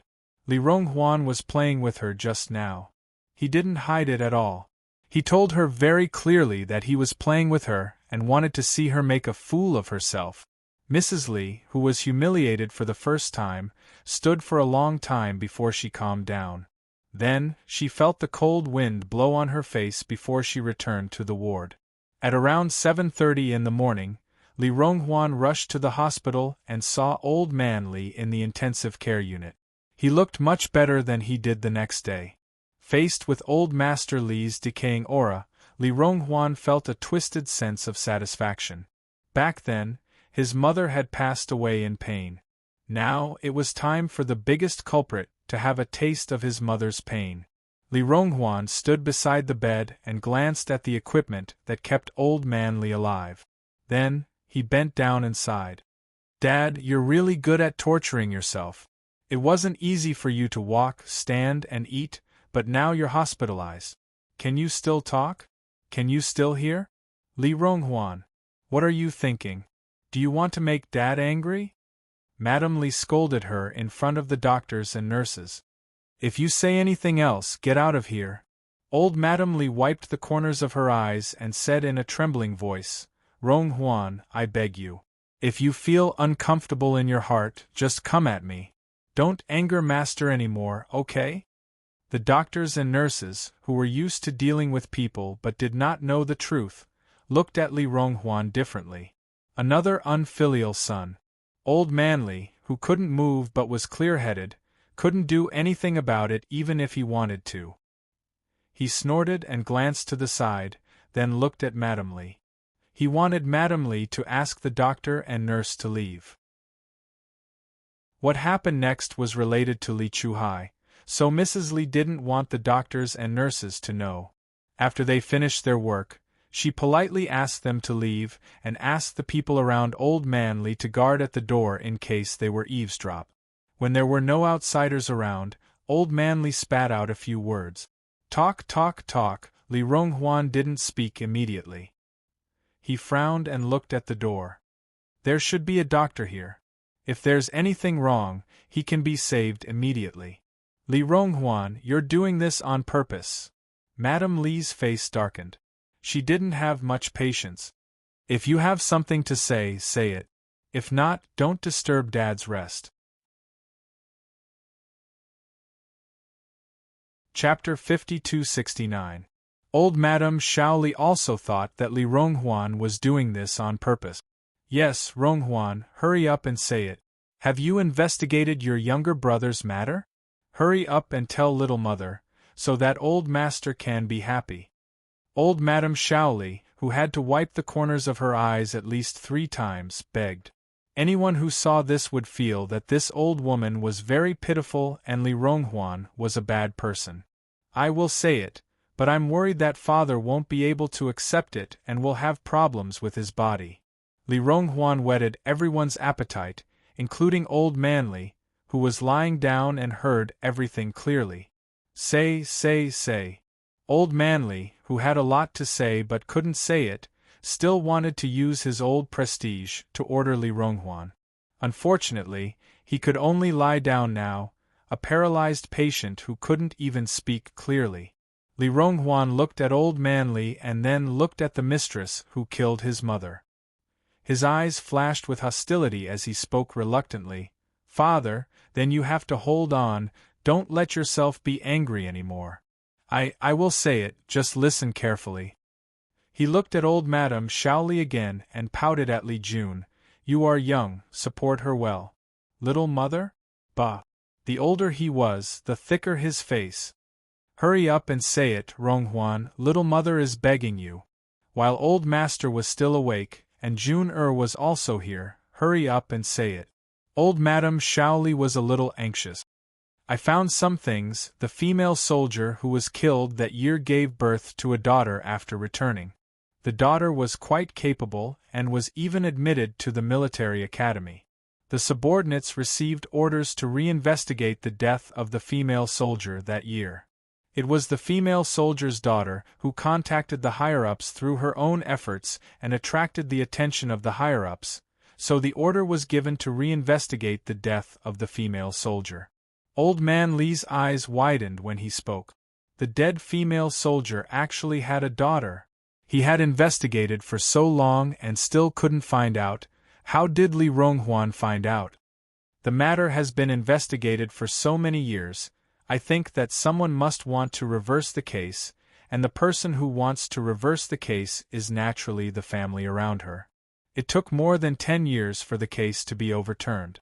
I think maybe the female soldier actually has a son and a daughter.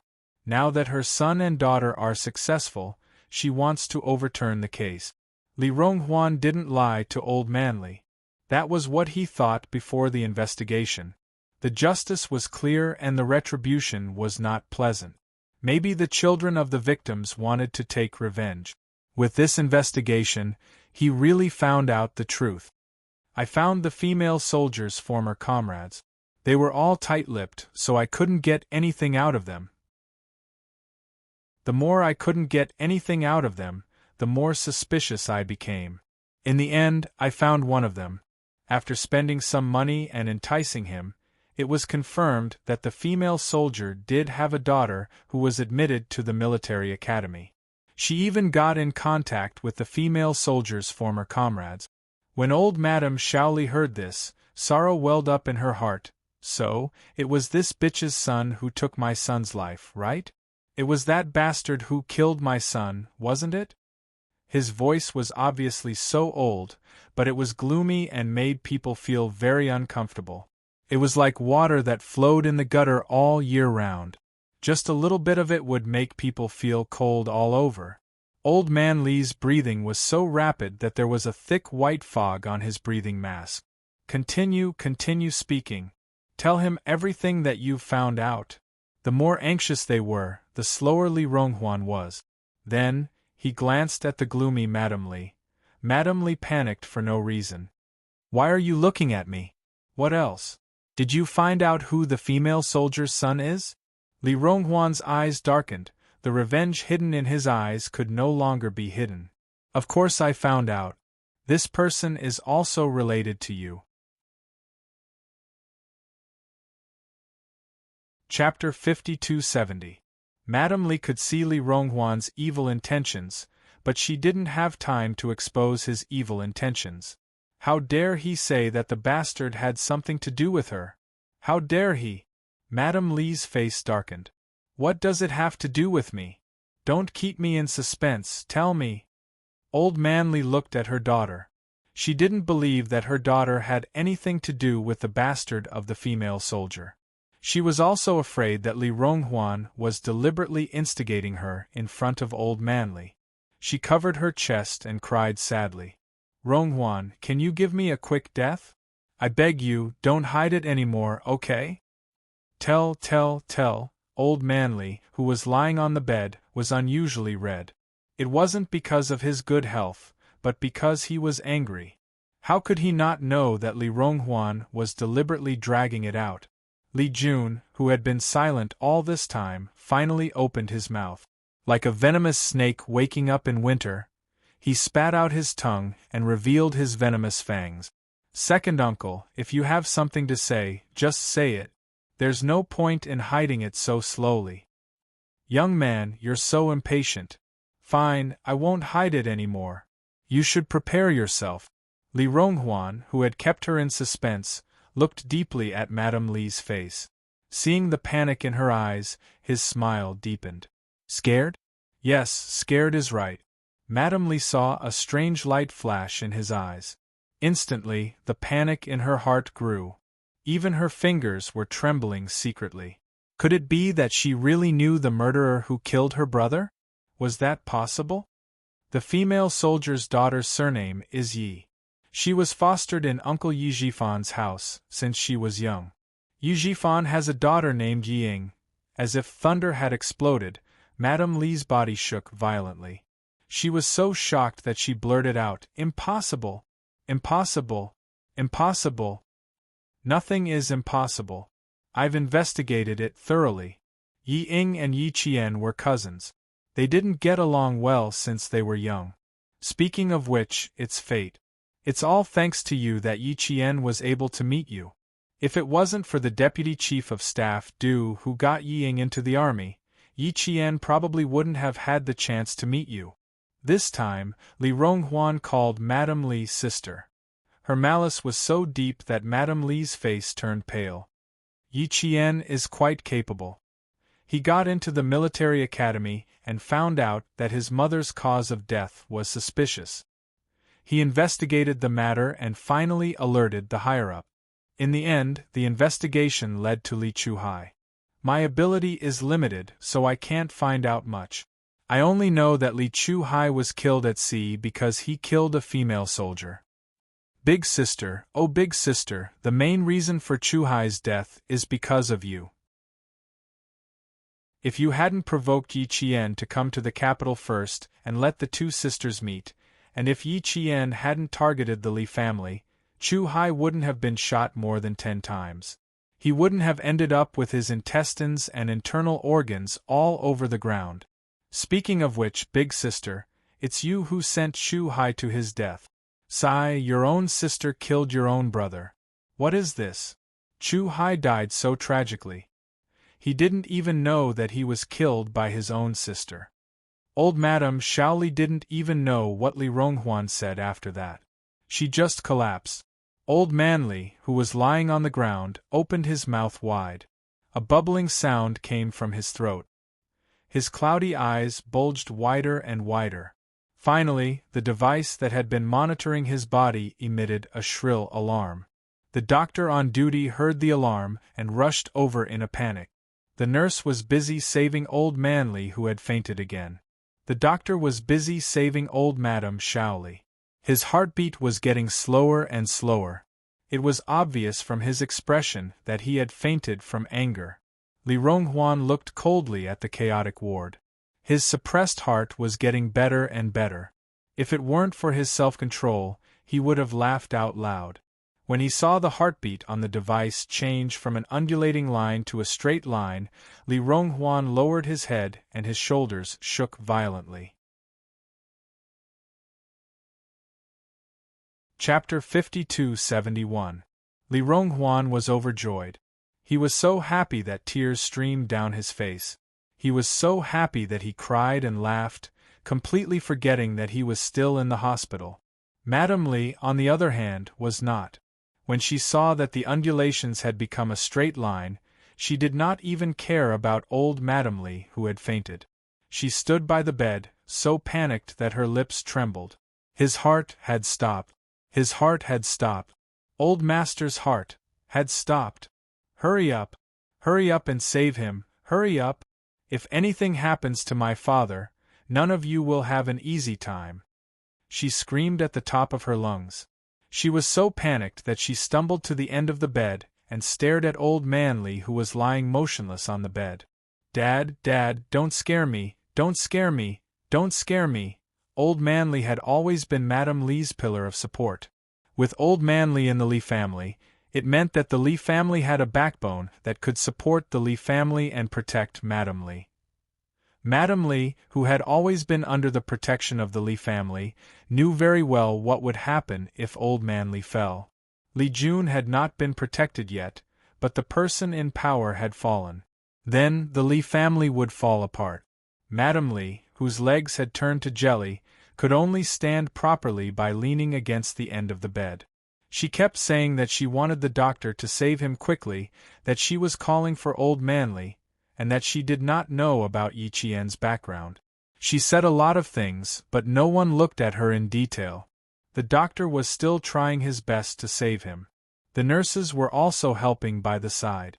Old Madame Li was carried to the side to lie down. There was also a nurse and a doctor taking care of her.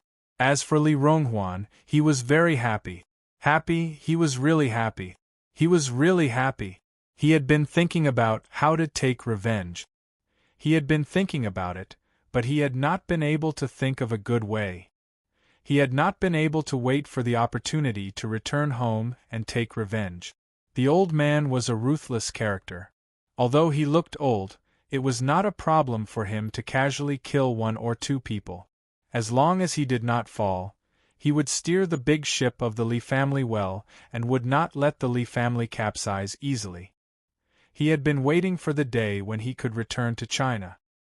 He had spent nearly 10 years building a good relationship with Li Chuhai and several years persuading Li Chuhai to return to China. He wanted Li Chuhai, this bomb, to destroy the foundation of the Li family first. It would be best if something big happened and let the country know what Li Chuhai had done abroad. He had even done enough homework to let the country keep an eye on Li Chuhai and then pry into the Li family. Unexpectedly, Li Chuhai ran into the blade himself and lost his life. What happened next was unexpectedly smooth. The old man fell, and he returned to the country smoothly. But now this is really worthy of celebration, this is worthy of celebration, this is worthy of celebration, this is worthy of celebration. This old man who had been awe-inspiring his whole life was angered to death. Ever since he answered the phone, he had been thinking about how to tell the old man who had suffered a stroke again. He had been excitedly thinking about it all the way. The more he thought about it, the more excited he became. He could not wait to rush to the hospital and tell the old man the good news, who had been waiting for the results of the investigation. He believed that the old man would be excited after hearing it, because he finally knew why Li Chuhai died and who killed him. Li Chenglan? If she had not contacted Yi Jifan's family, he would not have been able to find out that the daughter of the female soldier, Yi Qian, had met her. Thanks to Li Chenglan's actions back then, his good news became more exciting and perfect. Wiping away the tears in his eyes, he heard the doctor say regretfully, "I'm sorry, Mr. Lee. We tried our best. Please restrain your grief." Restrain your grief? No, no, no, it should be a happy holiday. Chapter 52-72. Li Ronghuan, who didn't look sad at all, bowed deeply. He was afraid that the smile on his face would be seen by the doctors and nurses, so he had to hide it well. "Thank you for your hard work. Thank you, thank you." He bowed and thanked them sincerely. As medical staff, they did work hard. In order to save the old man, they were all sweating profusely. It was really hard. The doctors and nurses all knew the identity of Old Manly. Although life and death were predestined and they tried their best, they were still worried that the Li family would blame them for not doing their best. Seeing that Li Ronghuan was so generous and even bowed to apologize to them, the doctors were relieved. They were very sad that they didn't succeed in saving the patient, but they also needed the understanding of the patient's family. It was not that they didn't try their best, but that they really tried their best, but there was really no other way. But Mrs. Li didn't. She announced that Old Man Li's heart had stopped. Mrs. Li was stunned at first, and then she rushed to Old Man Li's side, crying sadly with red eyes. Old Man Li doted on his daughter and son more than the two sons born by his first wife. If there was a stepmother, there would be a stepfather. With Mrs. Li's means, Old Man Li, who had never cared about the family affairs, naturally favored all the children of his mistresses. He didn't like the two sons who killed his first wife. Mrs. Li's sadness was also real. The father and daughter had a good relationship, but suddenly they were separated. Although Professor Li had told her to be mentally prepared, she still couldn't accept it when it really happened. She lay on the bed and cried sadly, and Li Ronghuan bowed to thank the doctor. Before Li Ronghuan straightened up, Mrs. Li suddenly rushed to the doctor like crazy and slapped the sweating doctor in the face. She wanted to slap him again, but she was pushed aside by Li Ronghuan. "Li Chenglan, calm down."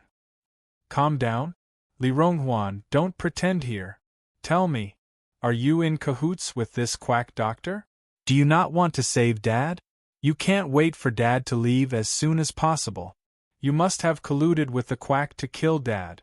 Mrs. Li's hair was disheveled and she was screaming so loudly that the entire intensive care unit was filled with her voice.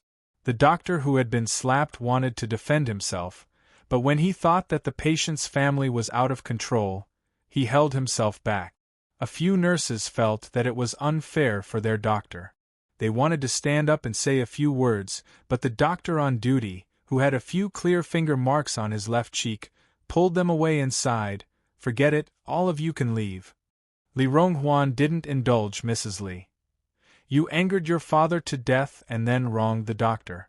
Li Chenglan, you and your mother liked to use this kind of trick decades ago, and it's still the same after decades. It hasn't changed at all. It's still disgusting." He turned around and apologized to the doctor on duty. "Doctor, you've been wronged. I apologize to you. It's our fault. It has nothing to do with you. After she calms down, I'll ask her to come over and apologize to you properly." Madame Li, who had been thrown aside, exploded again when she heard that she had to apologize. "I apologize. It's these quacks who killed Father. I want to sue them. I must sue them." Li Ronghuan's attitude was very good, and it had nothing to do with him. The doctor on duty looked at Madame Li and sighed. "You don't have to apologize. I can understand how you feel. This is a hospital. It's better to control it. You all need to calm down."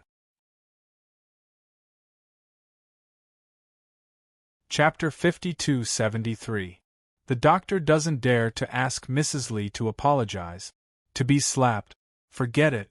Old Man Li has passed away. As his son, Mrs. Li is naturally upset. It's understandable that she loses control of her emotions.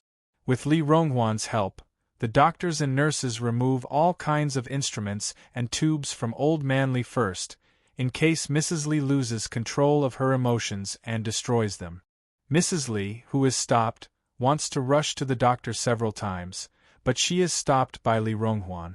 Mrs. Li scratches Li Ronghuan's face and makes him bleed. Mrs. Li had been raised outside until she was in her teens before she entered the Li family. No matter how carefully she was raised later, no matter how noble and elegant she was later, her vulgarity had long been planted in her bones and could not be changed. At this moment, she was so noisy that the doctors and nurses were stunned. They can understand the pain of losing a loved one, but her behavior is so extreme that it is unacceptable. It's all because you quacks didn't save my father. You killed me. Our Li family will not let you go. Li Ronghuan, get out of my way. Don't pretend to be a good person here. Professor Li, find Professor Li for me. Quacks, you quacks. Mrs. Li keeps shouting. The doctors bury their heads to clean up the instruments, and the nurses bury their heads to do the things at hand. They all move quickly and finish cleaning up in a short time. The doctors and nurses bow deeply to Old Man Li again before leaving the intensive care unit. As for Professor Li, who has been in charge of Old Man Li, he is performing a major operation at this moment and does not participate in the rescue. Old Man Li, who woke up yesterday, is in good spirits. No matter how excellent Professor Li's medical skills are, he can't predict that Old Man Li has an accident early in the morning. After the medical staff leaves, Li Ronghuan doesn't care about Mrs. Li anymore. She calmly takes out her phone to inform the relevant personnel. When old Madame Xiaoli woke up, she heard her daughter crying. Her head was throbbing with pain. She opened her eyes with some difficulty and murmured, "Qing Lan." She was in a daze and didn't know where she was. Old people become particularly slow in all aspects. When she hears Li Ronghuan say, "Your father-in-law is dead. Take some time to come to the hospital." Mrs. Li suddenly wakes up. Master, what happened to you? Don't scare me, Master, please wake up. Compared with Madame Li, Old Man Li, who had regarded Old Man Li as the sky all her life, was the one who felt that the sky was really falling down. When the sky fell down, she also became out of her wit. Apart from constantly shouting for Old Man Li, she did nothing else. "Mom, Dad is gone. Dad just left. Mom, Dad is gone. He was killed by a group of quacks." Mrs. Li, who was crying miserably, added fuel to the fire and blamed Old Man Li's death on the doctors. It seemed that this was the only way for her to feel better and accept the death of Old Man Li. Li Ronghuan wouldn't let her have her way. After informing the deputy chief of staff Du, he snorts coldly. "You killed the old man's favorite son. The old man couldn't accept it and was angered to death by you. I said before that the matter is a little serious. Let the old man take it slow. You too thought I did it on purpose. You even pretended to be pitiful in front of the old man and coaxed him to force me. Li Chenglan, you are already 60 years old. You are so old that half of your body is already in Huangshi. Why do you still like to shirk responsibility? Why did Li Chuhai die? Why did Yi Qian target Li Chuhai? It's all because you brought Yi Qian to your side. If it weren't for you, with the ability of an orphan, what could Yi Qian find out? She would never find out in her lifetime." Chapter 52-74. Mrs. Li wanted to make him feel better, but Li Ronghuan would never agree. He wanted to turn the Li family upside down and uproot the rotten tree that had been rotten for a long time, so that there would be no chance for it to rise again. Back then, how the mistress forced the legal wife, and how she entered the Li family step by step, although he was young, he still remembered it clearly. He had endured for decades, and finally, the Li family was unlucky. How could he let these people who forced his mother to die live well? The old man was dead, and the others should follow him. Mrs. Li was most afraid that Li Ronghuan would mention that she killed her brother Li Chuhai. Thinking about it carefully, it seemed that it was indeed from the time she met Yi Zhifan that her brother Li Chuhai got into trouble one after another. The more she thought about it, the more flustered she was. The more flustered she was, the more afraid she was to face it, and there was no way for her to calm down. She thought about it carefully and wondered if there was something wrong. Did Li Ronghuan deliberately say this to set her up? Old Madame Shaoli was a successful person who had fought all the way to the end. She treated Old Master Li as the sky and coaxed Old Master Li to hand over all the family matters to her. Even the 2 sons left behind by his first wife were handed over to her to raise. She had the means and strategy to coax Old Master Li to death. Old Man Li might believe that his youngest son was killed by his beloved daughter, but Mrs. Li did not believe it. How could her daughter hurt her son? The 2 of them had been relying on each other since they were young. They helped each other all the way and defeated the 2 sons of the first wife. How could such a good sister and brother hurt each other? Even if Li Ronghuan had 10,000 reasons, she would not believe it. Hearing this, Mrs. Li, who had cried until her eyes turned black and had a splitting headache, calmed down. She turned her head and stared at Li Ronghuan with murderous eyes. Ronghuan, Old Master just left. Are you so eager to kill your sister? Old Master is gone, but there is still me. As long as I am here, you can't be presumptuous. The Li family can't allow you to be presumptuous. Old Man Li was a little scared now. She even regretted letting Li Ronghuan into the family and asking Old Man Li to hand over some connections of the Li family to Li Ronghuan. She was afraid that Li Ronghuan would use the connections in her hands to squeeze her out of the Li family and take away everything that originally belonged to her and Li Jun. Therefore, she had to let Li Ronghuan know that even if Old Man Li was gone, she was still here and would not allow anyone to act presumptuously. No one could take the Li family away from her. Li Ronghuan seemed to have seen through old Madame Shaoli's thoughts. The corners of her mouth curled up slightly, revealing a strange smile that old Madame Shaoli couldn't guess at all. Li family? I haven't returned to the Li family for more than 10 years. What do you think I will do to the Li family? All right, you can do whatever you want with the Li family. After the old man's funeral is settled, I will leave the Li family immediately. Now, I am only responsible for what I should be responsible for as a son. Inform all the members of the Li family and the old man's subordinate. Then, release the obituary. After the old man is buried, the Li family's old mansion will be your world. Old Madame Shaoli didn't believe that Li Ronghuan would think of giving up the Li family's business. If he really wanted to give up, he wouldn't have returned to the Li family when Old Master collapsed.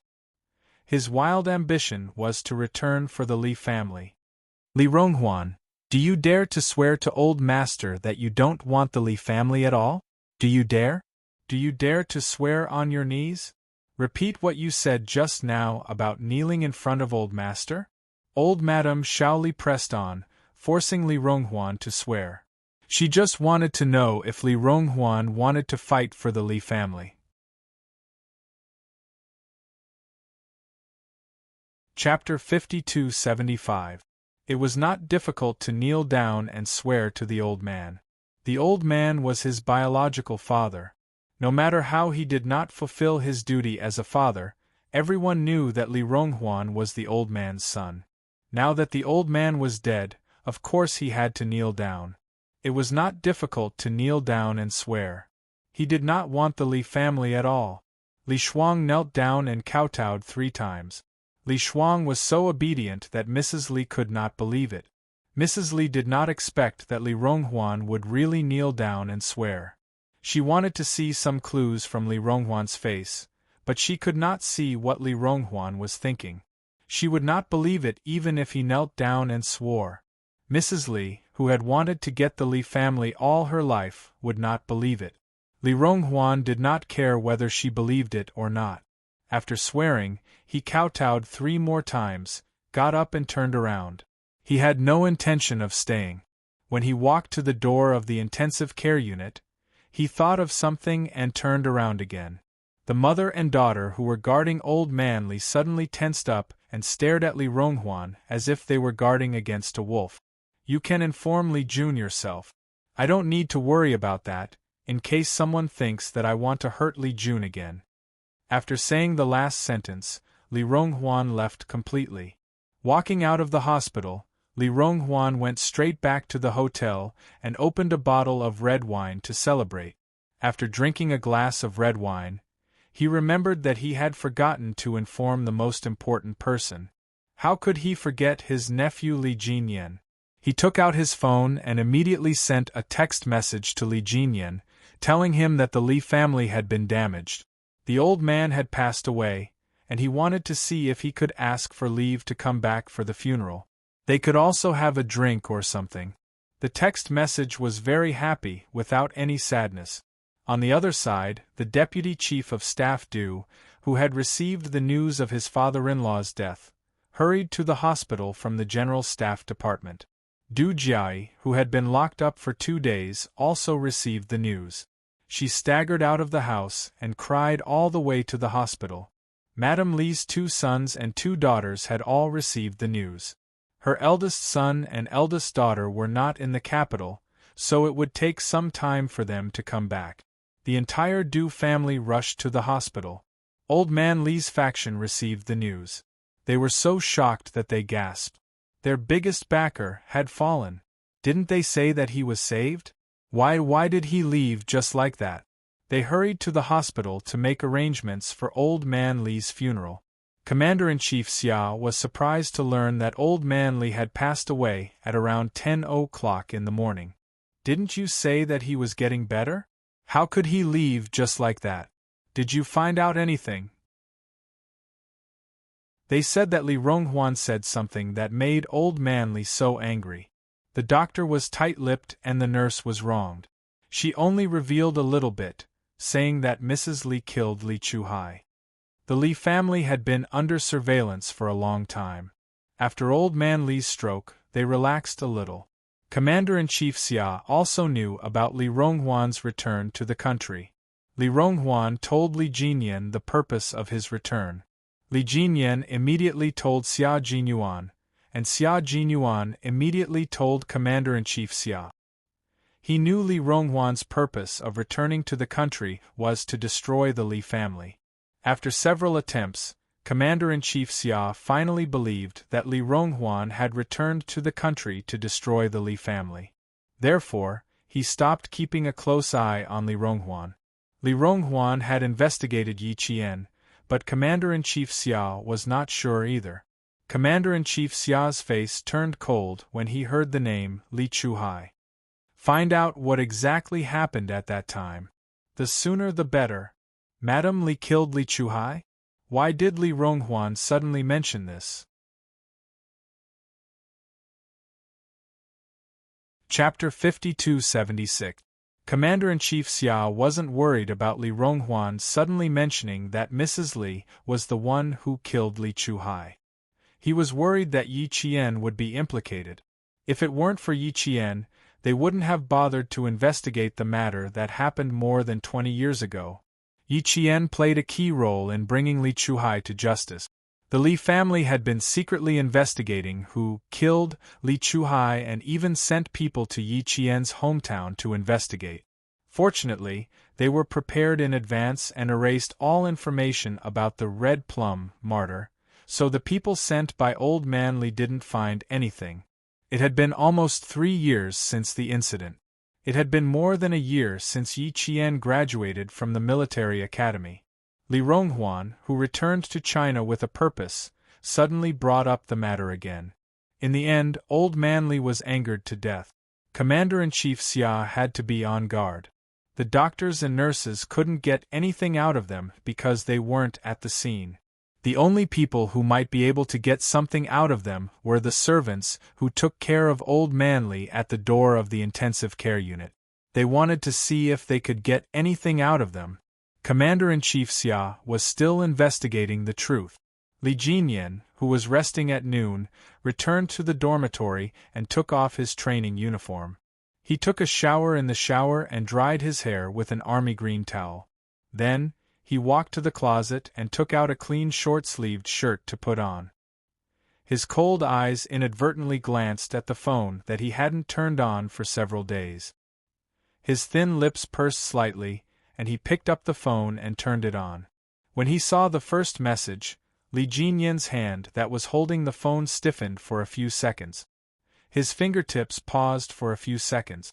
Before he could decide whether to open the phone to see the content, the second and third messages followed. This was a private phone number. Other than the closest people around him, no one else would disturb him. Therefore, even if the phone hadn't been turned on for several days, he would only receive a few messages. When the second and third messages appeared, Li Jinyan, who had always had a good memory, immediately recognized the owner of the number. His finger pressed the button on his phone, and two messages with a lot of information entered his eyes. They came so suddenly that his pupils suddenly shrank. The head of the Li family, his grandfather, Old Man Li, passed away this morning. He didn't die of illness, but of anger. The message came too suddenly. Li Jinyan had already forgotten about the first message. After reading the two messages, Li Jinyan, who was only wearing a fitness short-sleeved shirt, broke out in a cold sweat. He said that he found out why Li Chuhai was able to reopen a case from 20 years ago and was finally shot dead. He also said that he deliberately provoked the old man and made him think that Li Chuhai was killed by Madame Li. The reason was, Madame Li was the only good person in the Li family who had come in contact with Li Chuhai and brought him to justice. Old Man Li, who had been unable to accept the fact that his youngest son had been shot dead at sea, was already weak and could not take any more shocks. However, the results of Li Ronghuan's investigation were too shocking. He could not catch his breath and passed away. Li Jinyan could accept everything else, including Old Man Li's death. The only thing he could not accept was that Li Ronghuan found out that Madame Li was the only good person in the Li family who had come in contact with Li Chuhai and brought him to justice. This good person was none other than his only sister, Yi Qian. Li Jinyan, who had never taken the initiative to contact the phone number, immediately contacted Li Ronghuan. He needed to confirm whether Li Ronghuan had found out about his sister, Yi Qian. Did he say his sister's name in front of the Li family? Chapter 5277. The long beeping sound meant that no one picked up. Even when it automatically ended, no one picked up. Li Jinyan, whose eyes were covered with a layer of coldness, called back again, but no one picked up after 3 tries. Li Jinyan made a prompt decision and dialed Commander-in-Chief Xia's personal cell phone. Li Ronghuan could not be contacted for the time being, but he could tell Commander-in-Chief Xia his guess. Commander-in-Chief Xia's personal cell phone had Li Jinyan's number saved in it. He was waiting for the results of the investigation. When he saw who was calling, he waved his hand to stop the report and immediately picked up the phone to answer. With Li Jinyan's guess, he could basically confirm that Li Ronghuan had indeed investigated Yi Qian. Commander-in-Chief Xia, who was standing by the window, said in a deep voice, "Don't worry, I'll take care of this. Old Man Li has passed away, so the biggest threat to Xiao Yi has been removed. Deputy Chief of Staff Du is watching Madame Li closely, so she won't act rashly. If she dares to touch Yi Qian, the military will not be the first to kill her, but her husband. Although old Du has some differences with me, he is also a person with strong principles and does not deviate from his path." Madame Li clamored for him to help Li Chuhai. When old Du found out that Li Chuhai had done those terrible things, he almost said that he wanted to kill Li Chuhai himself. "I will look for old Du, and keep an eye on Madame Li for his own sake. You don't have to worry too much about Old Man Li. Old Man Li has never liked Madame Li interfering in his official business. His subordinates also do not have any private contact with Madame Li. She wants to use the connections left by Old Man Li to deal with Xiao Yi, but she doesn't have the power to do so. These people all relied on Old Man Li, this big tree, for shade. Now that the big tree has fallen, Their direct line of descent has been repeatedly damaged. They can't even take care of themselves, let alone listen to old Madame Li's arrangement to deal with Yi Qian. The only unsettling factor is Li Chuhai's son and daughter. Li Jun, who came back in the wee hours of the day before yesterday, is missing. We found out that he returned to the Li family's old house after leaving the hospital. Now we are still checking the whole city to see if he has left, including the airport and the train station. Old man Li had passed away, while Li Chuhai's son, Li Jun, had gone missing. Even Madame Li had not been able to contact Li Jun. Commander-in-Chief Xia had seen him take care of Li Jun before. He was a handsome young man with a pair of gloomy eyes. As for Li Chuhai's daughter, he still couldn't find out where she was or what she looked like. Li Chuhai had a strong sense of counter-investigation. He had secretly protected his children since they were born and had adopted a son and a daughter to confuse others. He had even hidden this from old man Li and old Madame Li. His thoughts were so deep that it made people tremble with fear. Then, were his children good or bad? From Li Jun's personal photos, it could be seen that they were not good people. The military had investigated Li Jun, but because he had been living abroad and was well protected by Li Chuhai, they couldn't find anything. Now that he had disappeared from the capital, Commander-in-Chief Xia had listed him as a key target for investigation. It was fine if he was still in the country, but if he was not, it would be difficult. Li Jinyan, whose eyes were slightly lowered, was silent for a while. Then he said coldly, "There is no difference whether he is in the country or abroad.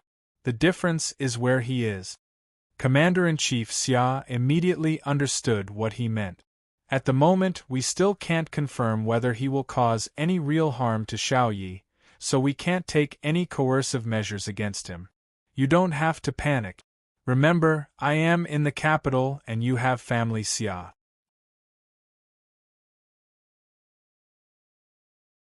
Chapter 5278. Without mentioning the Fu family, Old Master Fu and Fu Yuxing were both researchers. Although they were well-connected and knew many important scientists, they were only average in other aspects.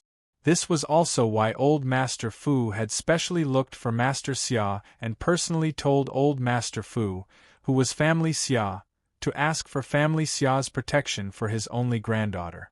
Old Master Fu knew that if anything happened to Yi Qian, family Xia would definitely be the first to step in. Li Jinyan was indeed a little panicked. He had always been calm, but when it came to his only sister, Yi Qian, he could not remain calm. Now that he had Commander-in-Chief Xia, he was more or less calm. Settle your work and return to the capital as soon as possible. Interact more with Li Ronghuan. The Li family has been in trouble for the past few months, and he is behind all of them. Commander-in-Chief Xia also treated Li Jinyan as his junior. He only needed to remind Li Jinyan a little, and he understood what he meant. That night, Li Jinyan, who had finished his work, left the army in a car and took the 5:30 a.m. flight back to the capital. At the same time, Old Man Li's funeral was arranged in an orderly manner. Old Madame Xiaoli had been accompanying Old Man Li the whole time. She seemed to have aged 10 years in an instant. Everyone who came to visit would comfort Old Madame Xiaoli to take care of herself and her health. Old Madame Xiaoli, who had thanked the guests, seemed to be choking. Anyone who saw her would sigh and could not help but say, "Old Madam, if you have any difficulties in the future or if you need our help, please don't hesitate to ask." People often sympathized with the weak. Respecting the old and loving the young was a Chinese virtue. Old Madame Xiaoli was now an old person who needed to be respected. No one would feel sorry for an old person.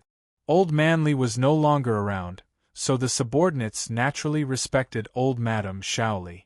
As for whether Old Madame Xiaoli needed their help, with their current status, as long as it was not a big matter, they could solve it. What big deal could an old lady who had been at home all year round and serving the old master have? It was nothing more than how to divide the Li family's assets. That was what they all thought, so they naturally said things like, "Ask them for help." This was what old Madame Shaoli wanted. She instructed Mrs. Li to remember these people so that it would be convenient for her to contact them in the future. She wanted them to stand on her side and capture the entire Li family in her hand. She could not let outsiders take advantage of the Li family at all. She could secretly scheme in her own way. Li Jinyan's father was indifferent to his stepmother's actions. The higher the position of the Li family was, the clearer Father Li's mind became.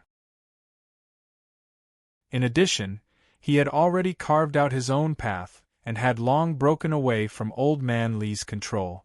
It made no difference to Father Li whether the Li family existed or not. If her stepmother wanted the Li family, she could give it to her. Whether or not she could hold on to the Li family was really not optimistic. Now that the old master was gone, the people's hearts were scattered. They were all smart people, who would work for an old woman. Only her stepmother thought that she could succeed and took other people's polite words seriously. She thought that everyone would give her some face on account of the old master. The tea cools after people leave. Don't take it too seriously.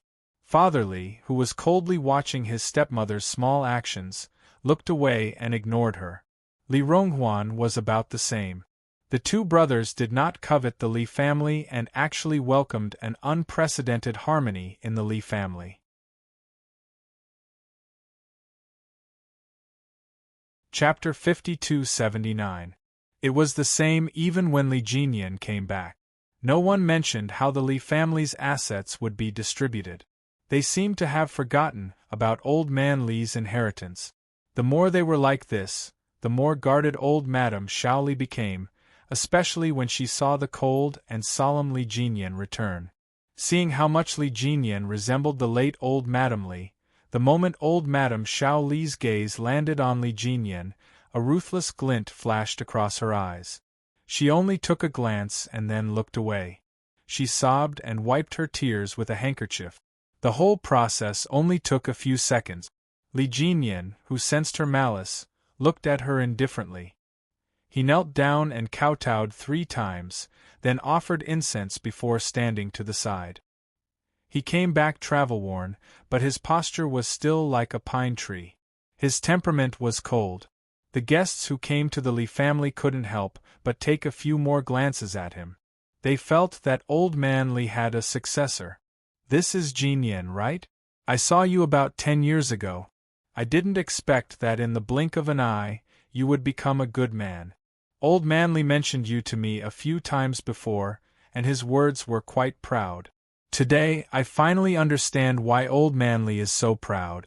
With you in the Li family in the future, we can rest assured." The person who said this was one of Old Man Li's subordinate. He naturally knew some things about the Li family. He knew very well why Old Man Li didn't like his eldest grandson, but now he needed a Li family member who could reunite the scattered hearts of the people. Then, Li Jinyan became a pawn in their hand. They wanted to use him well. They wanted to let some people see that the Li family still had a master and that they were still not to be trifled with. They wanted to make those who had been secretly disintegrating the Li family's power fear and give them time to breathe. Unfortunately, Li Jinyan wasn't interested in this idea at all. Before he could speak, Madame Li wiped her tears and said, "Jinyan, you just came back. Don't be too tired. Go change your clothes first and rest well before you come back. We still need your help with the following matters. You have to take good care of yourself." The people who came today were all Old Man Li's subordinate. The mother and daughter didn't want Li Jinyan to show his face. Li Ronghuan stood up and sighed. "Your aunt is right. Let's take a break." One of them stopped him while the other pulled him away. There was no need for Li Jinyan to say anything as they left. Old Man Li's coffin was placed in the Li family's mansion. As the ancestral home, the mansion was spacious. Even though there were many guests coming and going these days, it did not seem crowded. Li Jinyan did not care about how many people came to the mansion. He only cared about what Li Ronghuan had found out. Upstairs, Li Jinyan did not beat around the bush. Handsome face calm, he directly asked the question he wanted to ask. You want to know who the daughter of the female soldier is? Why? Do you still want to avenge Li Chuhai? Li Ronghuan teased. That won't do. Uncle won't agree. Li Jinyan did not say anything. He only glanced at Li Ronghuan, who was teasing him. His handsome face was slightly cold. That look of disdain made Li Ronghuan laugh out loud. After laughing, he said earnestly, It's not that Uncle doesn't want to tell you. I just don't think there's a need to add on to this. Do you really want to know that much? I don't have any lingering feelings for the Li family. I just want to know what you did and what you found out. Li Ronghuan did not directly say Yi Qian's name. Li Jinyan would definitely not say it out loud. He said it in a tone that said he did not trust Li Ronghuan. Li Ronghuan was speechless for a long time. Everything he said in the past had been treated as farts.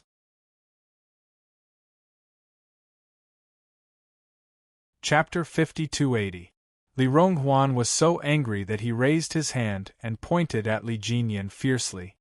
He only spoke when he felt better. I'm not very sure. How can I know what the military did?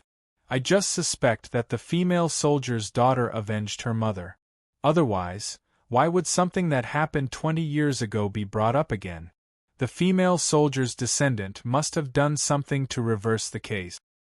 He said angrily and glared at his nephew, who didn't believe him. No one in the Li family, including your father, is a good person. But you have to believe me. You always look like you suspect that I will harm you. Just looking at you makes me angry. Come, what else do you want to know? I'll tell you all at once so you don't have to guess. Who is the female soldier's descendant? Her surname is Yi. She is female and graduated from the military academy. I don't know where she is now serving. What is her full name? Yi Qian. Do you still want to pursue her? Li Ronghuan sneered. Why didn't this kid believe him? Li Jinyan furrowed his brows. Did you just say her name like that yesterday? If I didn't say her name, how could I anger the old man and drag Li Chenglan down with me? Li Ronghuan replied coldly. Li Chenglan was the first person to meet Yi Qian. She almost became relatives with Yi Qian's uncle. If I didn't say it out loud, the old man wouldn't believe me. So, the Li family found out about his sister just like that. Taking a deep breath, Li Jinyan opened the door. I'm going to take a rest. Help yourself. Li Ronghuan, whose liver was in pain, rushed to the door, unwilling to stop. She abruptly turned around and glared at Li Jinyan before leaving in a huff. This kid really had the ability to make people explode with anger. Li Jinyan closed the door and called Commander-in-Chief Xia to tell him everything he knew. Commander-in-Chief Xia also told him that Li Jun had left the country by plane. It was very likely that old man Li knew that he didn't have much time left and sent Li Jun away in advance. Li Jun, who had left the country, was now sitting in a Lincoln limousine. The person who picked him up was a young girl with facial features that were highly similar to his. She was dressed sweetly and looked like a girl next door. She looked at her brother, who was born 2 minutes before her, took out the lollipop in her mouth, and asked in fluent English with a smile, Now that you know who killed Dad, why are you still so unhappy? All right, you can smile and express your happiness. Yi Qian, a very simple Chinese name. How interesting. Her name is 2 characters, and so are our names. In Chinese terms, we are fated to meet her. It's really fate. Dad killed her mother, and she killed her dad.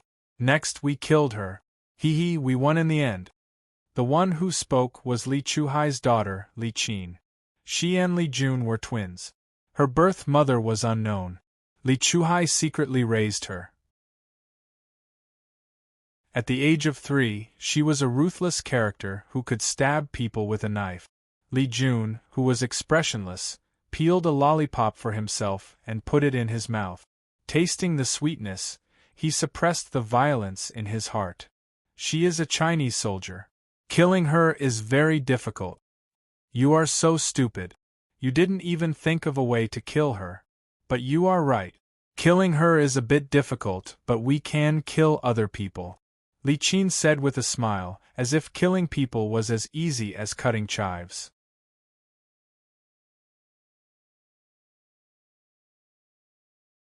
Chapter 5281.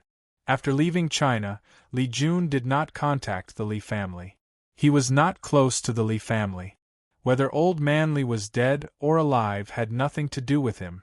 The only thing that surprised him was that the half-dead old man on the bed opened his eyes and saw him. He only said one word, "Go." So, he left. He did not plan to go far. After all, he came to China to find out who killed his father. He did not plan to return to China until he knew who the real murderer was. Li Jun was not of Chinese origin. He was born and raised in Melbourne. He had never thought of himself as a Chinese. As for his hometown and accent, he only recognized Melbourne.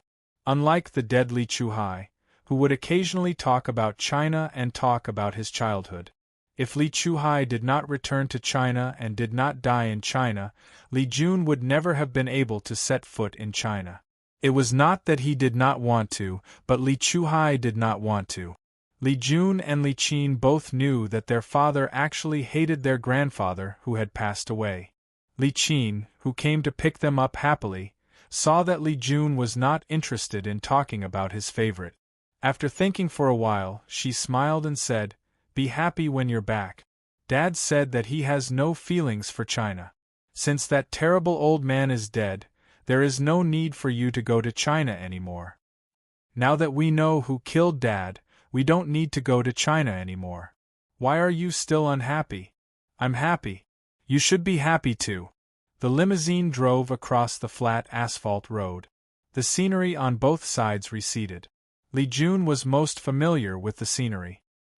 He tilted his head and looked outside without blinking. His face was expressionless, but the chilling aura he emitted made the driver tighten his grip on the steering wheel. Li Qin, who had a lollipop in her mouth, looked left and right. She could not see anything. She pursed her lips and bit the lollipop until it cracked.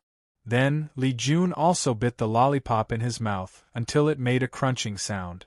The two siblings emitted the same chilly aura. "I'm thinking, how can we lure the Chinese soldier who killed Dad out? We definitely won't have a chance to take revenge if she stays in the Chinese army. Only when she comes out will we have a chance."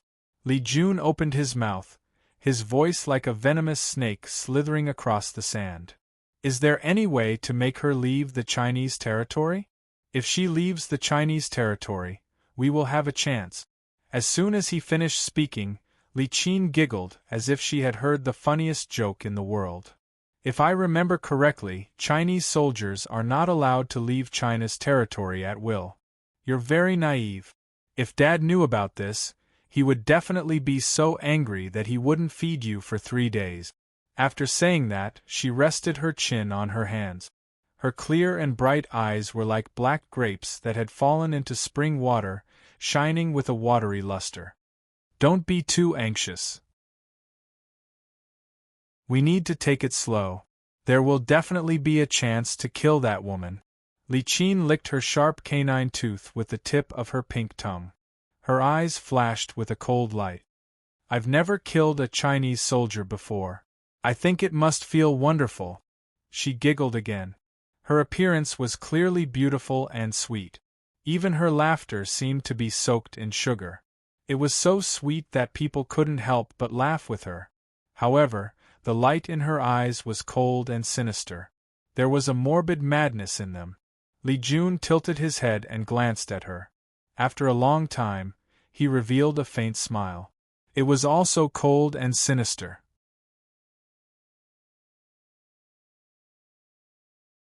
Chapter 5282. Yi Qian, who was remembered by the brother and sister, was still training hard at this moment. She had trained with the male soldiers, so she didn't look like an army soldier at all. She had completely become an Air Force soldier. The Li family held a solemn and grand funeral for old man Li. The guests who came to pay their condolences were all famous people in the capital, not including the guests from other provinces. after 3 days in a row, he finally turned into a handful of ashes and was buried when old Lady Li fainted and woke up again and again. The autumn leaves in the capital were bleak. The wind that blew on the ground swirled up a few withered leaves and blew them away, leaving only a few withered leaves floating up and down. Fame and fortune were all gone after death. Old Manly, who had been obsessed with power all his life, turned into a handful of ashes and was covered by the yellow soil. From now on, anyone who wanted to see Old Manly could only see him through the cold tombstone.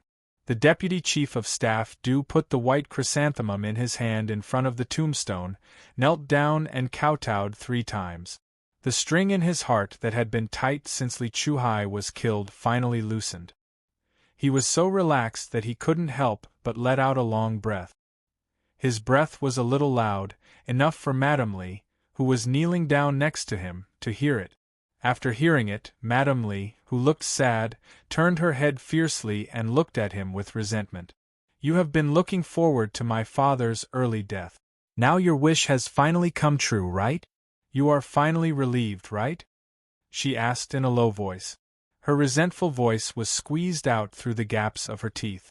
The deputy chief of staff frowned tightly. "What are you doing? Do you want everyone to laugh at you? My father is dead.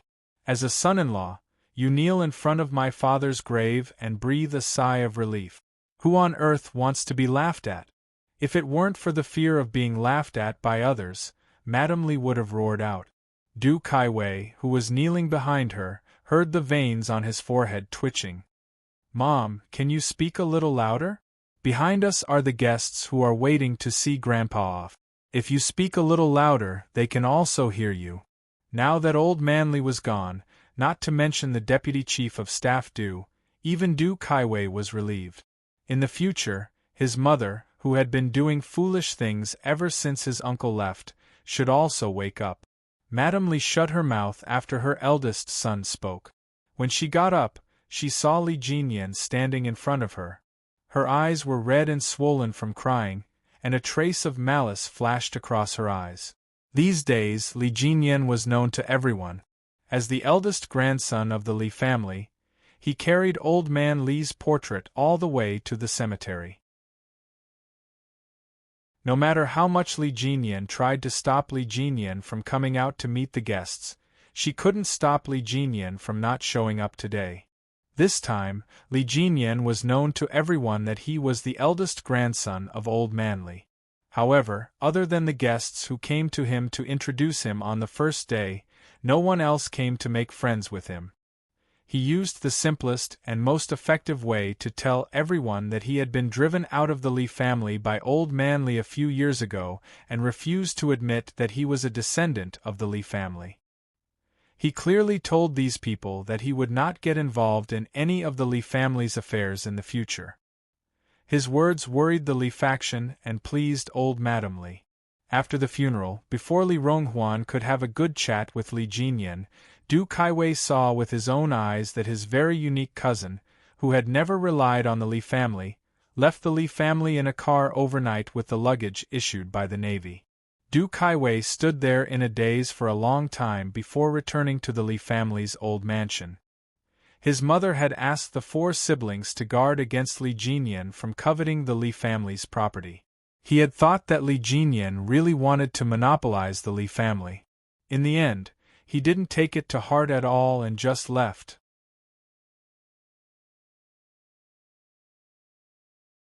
Chapter 5283. When he entered the living room, he heard Du Jie lying on old Madame Li's lap and saying how bad Li Jinyan was. He must have come back to covet the Li family's assets. Du Kaiwei's face darkened as he rushed in and pointed at Du Jie. Li Jinyan packed up and left the Li family, but you, Du, stayed in the Li family and refused to leave. I think you're the scum with ulterior motives. Du Jie's face turned pale, and she didn't dare to speak for a long time. Li Jinyan, who didn't even look back, used his actions to tell everyone that he wasn't interested in anything in the Li family. Everything in the Li family had nothing to do with him. Li Ronghuan flicked the cigarette butt between her fingers, and the reddish cigarette butt fell to the ground. She ran over it with the tip of her foot and turned to look at the man standing beside her with a sneer. Father and son are at odds. Ha, you deserve it. That mistress only played a little trick. You really think Jinyan is my son? I really want Jinyan to be my son. If he were my son, I wouldn't take the moon if he wanted the stars. The man standing beside Li Ronghuan was Li Jinyan's biological father, Li Rongtian. Li Rongtian coldly retracted his gaze and glanced at Li Ronghuan. Go ask him if he wants to be your son. As long as he agrees, I have no objections. With that, Li Rongtian walked away. There was an adult and a child waiting for him in front. One was his second wife, and the other was his son with his second wife. He was 17 years old this year and had excellent grades. He had no need to worry about his son, who had been separated from him and hated him since he was young. The wind rustled as it blew on the leafless branches. The shadows of the branches on the wall were like monsters crawling out of the cracks, ready to pounce at any time. Another day passed, and the chaos in the Li family had just begun. When the first snow of winter arrived in the capital, Yi Qian, who was training in the southwest, had trained herself into a real paratrooper. She didn't look like a soldier at all. Now, she was a member of the female paratroopers and the only female soldier who could crush the male soldiers in many aspects. She, who had transferred to the paratroopers halfway, was now a famous person in the brigade. Everyone in the brigade knew that there was a powerful female soldier in the female troop. She had been transferred from the army for less than a year, and her strength had crushed the real paratroopers. That feeling, the paratroopers did not feel good. The consequences were also not good. They were trained by their Captain Lei until their muscles were much tighter. At this moment, the male and female soldiers were completing their airborne search in the snow. The middle-aged division commander at the foot of the mountain raised his binoculars to look for the figure that appeared in the pure white world. He put down his binoculars and looked at the person beside him. His heart ached. Major General Yang, do you have to take Comrade Xiaoyi away? What's the situation? Why is it so urgent? If there wasn't something urgent, he wouldn't let's. Major General Yang, who came to pick her up, looked at Division Commander Kong of a certain Air Force division. Seeing his expression that said, "If you dare to snatch her from me, I'll fight you to the death," Major General Yang smiled and said, "Division Commander Kong, Comrade Xiao Yi is a female soldier of my army. Isn't it normal for me to bring her away? Why can't I take Xiao Yi away if there isn't something urgent?" Good Lord, it was obviously a temporary transfer, but now he looked like he was saying, "Don't take her away from me." It really made people angry.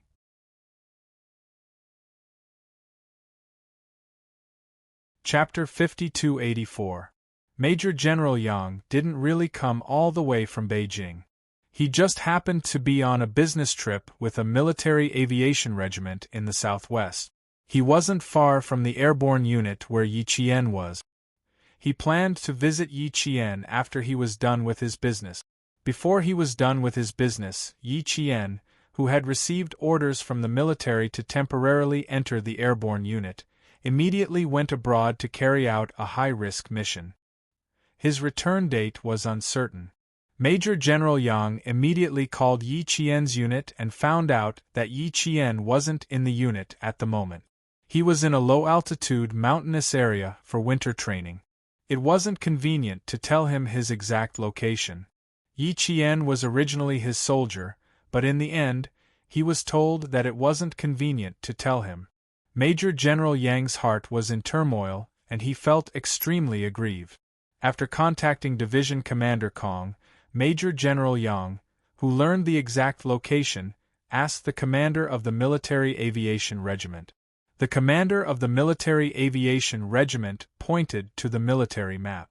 Coincidentally, it was just 2 hills away. As soon as Major General Yang heard this, he immediately rushed over. When Division Commander Kong saw Major General Yang, he was shocked at first. The first thing he said when he saw Major General Yang was, "Major General Yang, were you blown here by the wind? He was scared out of his wits. Major General Yang, who was blown here by the wind, felt even more aggrieved. What a good division Commander Kong! From his tone, it seemed like he had other plans. Division Commander Kong, who had long had other plans, coughed and replied seriously, "That's right. If there isn't an emergency, I really can't let Xiao Yi leave. After all, Xiao Yi is still a member of our airborne unit. She has a training mission.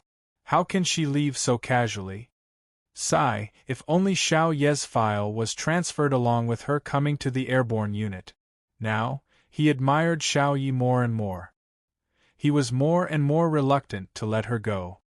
He even secretly hoped that the army would forget to transfer Yi Qian to the airborne unit.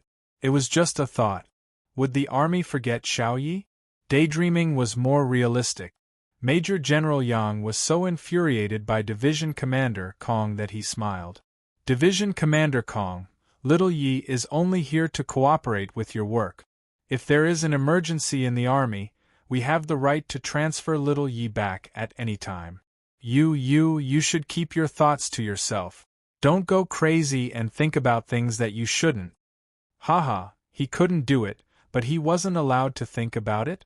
Division Commander Kong also put on a fake smile and said, "I suddenly remembered that Major General Yang used to be a veteran of the Southwest Area's Aviation Regiment. I suddenly want to have a chat with Major General Yang." The Army Aviation Corps, also known as the Army Aviation Corps, was a branch of the Army. Major General Yang used to be a soldier of the Army Aviation Corps. Later, the Snowfields Special Forces were required to operate snowfields. And I welcome you to have a chat with me at any time. Division Commander Kong gritted his teeth so hard that his back teeth almost broke. He wanted to put a sack over this infuriating Major General and bury him in the snow. Out of sight, out of mind.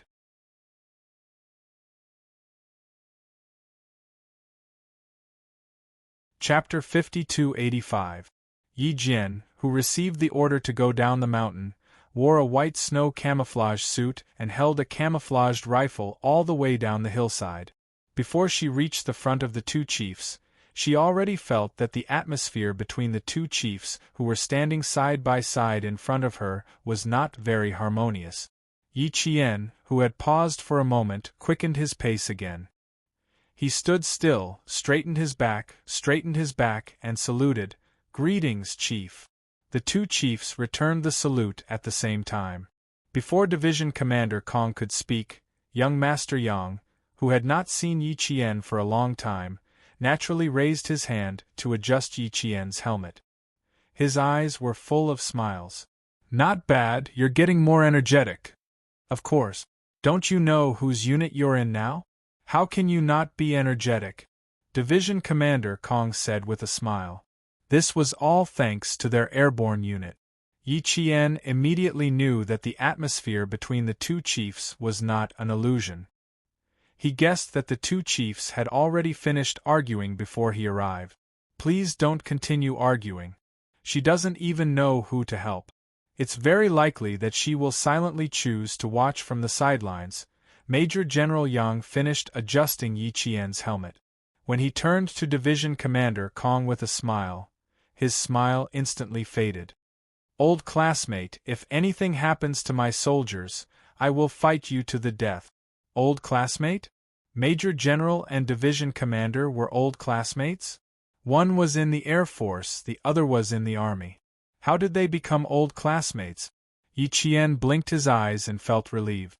So they were old classmates. No wonder they had such deep feelings for the revolution. Division Commander Kong chuckled at his old classmate who came over to argue with him. His gaze turned to Yi Qian. His expression was extremely amiable. "Xiao Yi, the army has an urgent mission and needs to borrow you for a few days. I've seen your winter training for the past half a month. Your results are very good.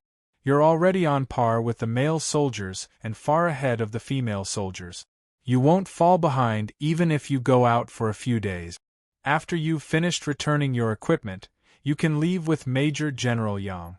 I won't send you off. I'll wait here for you to return to your unit. Major General Yang could not help but twitch his eyebrows. What was he talking about? Borrowing for a few days? Waiting for her to return to her unit? Did he really think that Xiao Yi was a paratrooper? Major General Yang was too lazy to say anything else. He said directly to Yi Qian, "Xiao Yi, let's go. I'll take you to see your old comrades." Comrades from the old army? Captain Xia? The comrades of the Snowfield Brigade? Yi Qian's eyes lit up as he nodded vigorously. "Yes, I'll return the equipment immediately. Please wait for me for 3 minutes." "All right, go quickly." Yi Qian's expression made Major General Yang laugh out loud. Did you see that? She was a female soldier in the army. She had nothing to do with the airborne troops. Major General Yang was happy, but Division Commander Kong's heart was extremely sour. "Little Yi, this is also your old unit, and your comrades are also here. Don't forget that they are also waiting for your return. No matter what, you're still a teacher. Why are you behaving like a child? Xiao Yi, quickly return the equipment. I'll have a good chat with Division Commander Kong." Student Xiao Yi held back her laughter. She held her gun and shouted, "Yes, sir." She immediately turned around and ran across the pure white snow. Her figure was as white as the snow, like a white crane dancing in the snow. Her entire body was surrounded by spirit energy. When Yi Qian got into the car, Division Commander Kong, who was standing outside the car, did not forget to say, "Xiao Yi, return to your unit as soon as possible." Major General Yang, who was expressionless, ordered the motorists to quickly roll up the car windows. He did not want to listen to Division Commander Kong's nonsense anymore.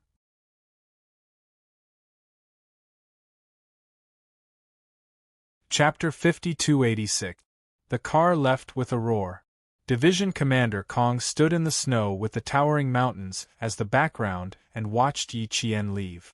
Although the airborne unit was not Yi Qian's old unit, as long as she came back, there would always be a place for her here. The bed she slept in would always be reserved for her. In the car, Yi Qian's eyes were so bright that they looked like they were filled with water. She whispered, "Major General, you weren't kidding me just now, right? Am I really meeting my comrades?" Yi Qian couldn't mention the words Snowfield Brigade with the car soldiers around. Major General Yang couldn't help but laugh when he saw the look of anticipation and fear on her face. "I'm not kidding. I'm sure you'll be meeting your old comrades. In addition to them, there will be a group of special comrades who will accompany you." Yi Qian was so happy that she wanted to sing. Special comrades? Who are they? To be able to see Captain Xia, to be able to see her comrades in the Snowfield Brigade, she was so happy that her heart felt like it was filled with bees. "You'll know who they are when you get to the airport. When you get there, you'll have to take care of them." Major General Yang purposely didn't say who the special comrades were, so Yi Qian couldn't think of anyone for a long time. The car drove all the way and met up with 2 military jeeps. After driving for 12 hours, they arrived at the airport at 9:15 p.m. There was a group of special comrades who saw the car coming from the front. They were so excited that they kept passing the message, "They're here, they're here, they're here, quick! Stand still. Line up to the right. Attention, at ease." The crisp and dignified voice penetrated the cold wind and clearly entered the ears of the first female soldier in line. The neat formation and the valiant figure attracted the attention of the passing passengers. They didn't stop to watch, thinking that it was a gathering of airport security staff. A passenger passing by took a few glances and laughed to his friend, "All female security guards, interesting." The female security guards are not bad, good temper. "Yeah, I'll definitely be more careful if I run into them for inspection." "Ha ha, what does this mean?" "It means you're a pervert." "Ha ha ha, this is the demeanor of a man. Who would be so serious with a woman? If it were a man, that might not be the case. He just mentioned it casually and didn't pay much attention to it." With a smile, He pushed the luggage cart and left. Yi Qian, who was sitting at the back of the car, could not see what was happening in front of her. It was only when she pushed the car door open that she suddenly felt something. She looked up abruptly and her gaze froze. The car door was still half open. Yi Qian had one foot on the ground and one foot was still in the car. She didn't expect that the special comrade would be them. She was stunned. Are you surprised? Major General Yang's smiling voice came from behind. They know that you're the one who's leading them. They're so happy that they're jumping around in groups. Unfortunately, there are only 10 female soldiers. The remaining 10 female soldiers are said to be in a very bad mood. The special comrade you've arranged really surprised me. Yi Qian chuckled softly. He pushed open the car door and stepped out of the car. The moment he appeared, the 10 female soldiers looked at him with tears in their eyes. Salute! Yang Zhen, the squad leader, shouted loudly. Shua! The female soldiers raised their hands and saluted Instructor Yi, who had trained them and led them to become qualified female special forces. Although there were only 10 of them, their aura was majestic. The salute made the passing passengers stop and watch. This aura was enough to make people look askance.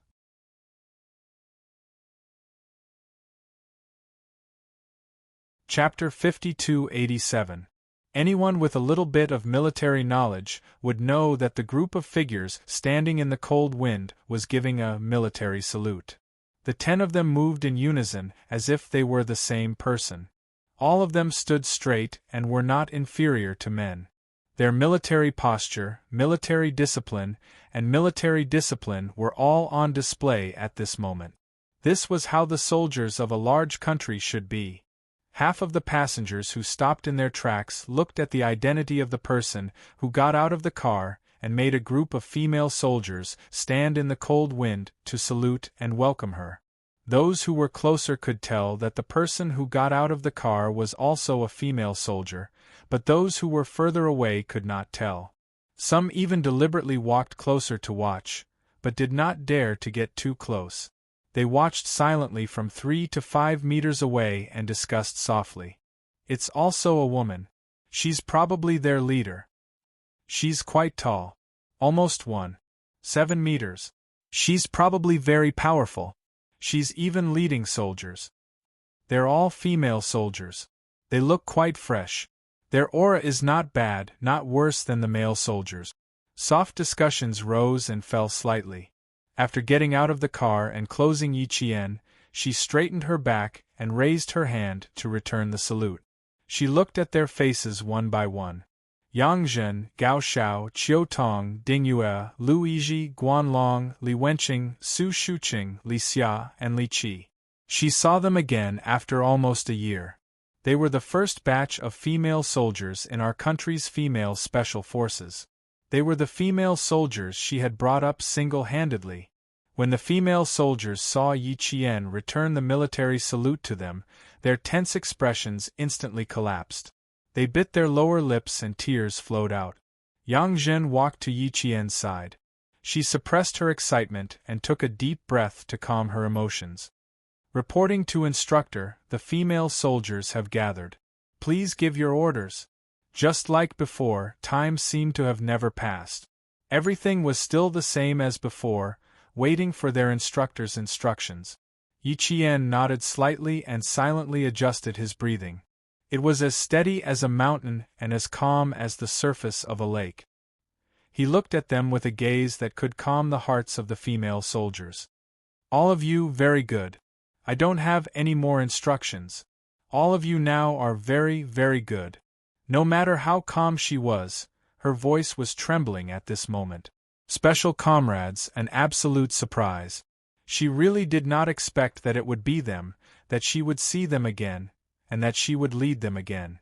Yi Qian was happy, and so were the female soldiers. They hugged him one by one until Yi Qian's shoulder was wet. Those were the female soldiers' tears. All right. Why are all of you crying? Don't cry anymore. My head hurts when you all cry. Yang Zhen, as the class monitor, You should take the lead and cry. This won't do. Don't cry anymore. Wipe your tears away. All of you, pay attention. You have to be cautious even when you're outside. You're a soldier. You bleed but don't cry. That's how it is in the team, and even more so when you're outside. Yi Qian, who had always been afraid of people crying, felt her eyes turn red. She couldn't cry. If she cried, who knew how badly these female soldiers would cry?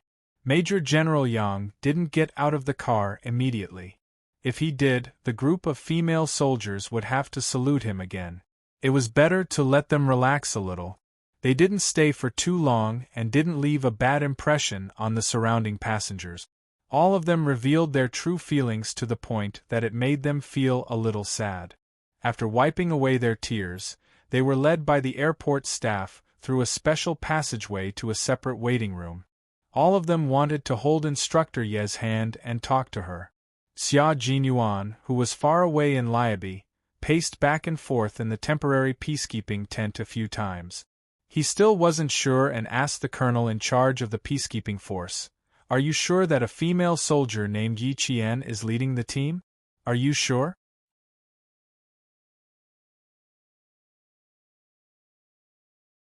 Chapter 5288. Xia Jinyuan, who was still in Liabi, had just returned from patrolling outside 10 minutes ago. As soon as he entered the barracks, he was called to the tent by the colonel in charge of China's peacekeeping work. Before the colonel could speak, a messenger from China came in to report on work. It was no secret that China had sent peacekeepers to Liabi. Xia Jinyuan listened in and found out that there would be 50 peacekeepers coming to Liabi this time. 40 of them were male and 10 were female. This was also the first time China had sent female peacekeepers. Previously, all the female peacekeepers were male. Even if there were female peacekeepers, they were mostly doctors and nurses. The leader of the female peacekeepers was Yi Qian. When Xia Jinyuan heard the name Yi Qian, he was stunned for a while. He waited for the messenger to leave before asking the colonel. When the colonel heard his question, he smiled and said, "Yes, it has been confirmed. The female peacekeepers will be brought into the barracks the day after tomorrow." "Why, do you know her? Girlfriend?" The last sentence was an unintentional joke. This lieutenant colonel was quite interesting. A famous doctor in the barracks wanted to be a matchmaker and introduce a nurse from the doctor's team to him. In the end, this lieutenant colonel took a detour whenever he saw the doctor and the nurse. This hurt the nurse's self-esteem a little, and she secretly cried a few times. It was only when the lieutenant colonel told the doctor that he had a girlfriend who was also a soldier that the nurse felt better. Xia Jinyuan's eyes were full of smiles. He readily admitted, "That's right, she's a girlfriend. We haven't contacted each other for almost a year. It's really a huge surprise for me to suddenly bring her up." The colonel, who had just asked casually, was shocked. "She really is your girlfriend? What a coincidence." "Yes, it is indeed a coincidence." Xia Jinyuan wanted to maintain a reserved smile, but the surprise was too great. The joy in his heart could not be controlled, and he could not stop laughing.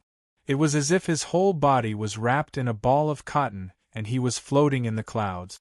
It was a little surreal. When the colonel saw this, he could not help but laugh. "It's been a long time indeed. Why don't you drive to pick them up the day after tomorrow?" After a slight pause, he asked again, "Does she know that you're doing peacekeeping here?" After thinking about it, Xia Jinyuan shook his head. "I'm not sure." He and his comrades did not receive the peacekeeping mission in advance. They were notified on the same night and left the team to join the peacekeeping force that immediately set off for Libya the next day. He did not even have the time to inform Yi Qian. Therefore, he was certain that his little fox did not know that he was also in Libya. "You don't know? That's even better.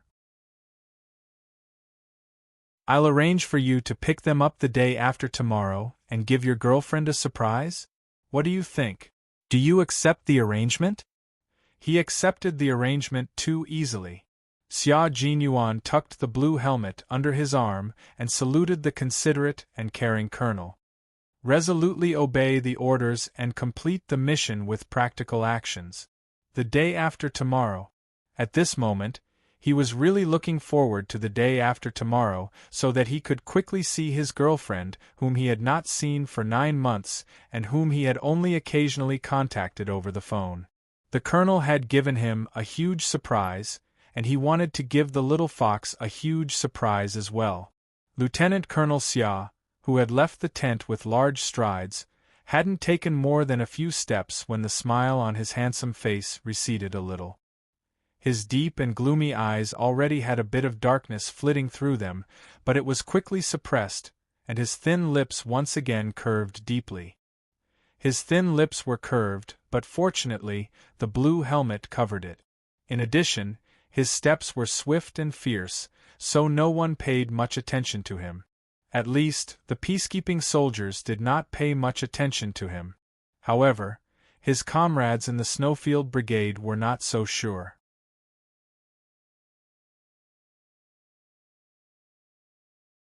Chapter 5289. The moment he saw him, Z7 Han Zheng said to his comrades, "Do you guys smell that? I can smell his perverted scent even from afar." Afraid that his comrades would not understand what he meant, he smirked at Xia Jinyuan. His comrades immediately understood.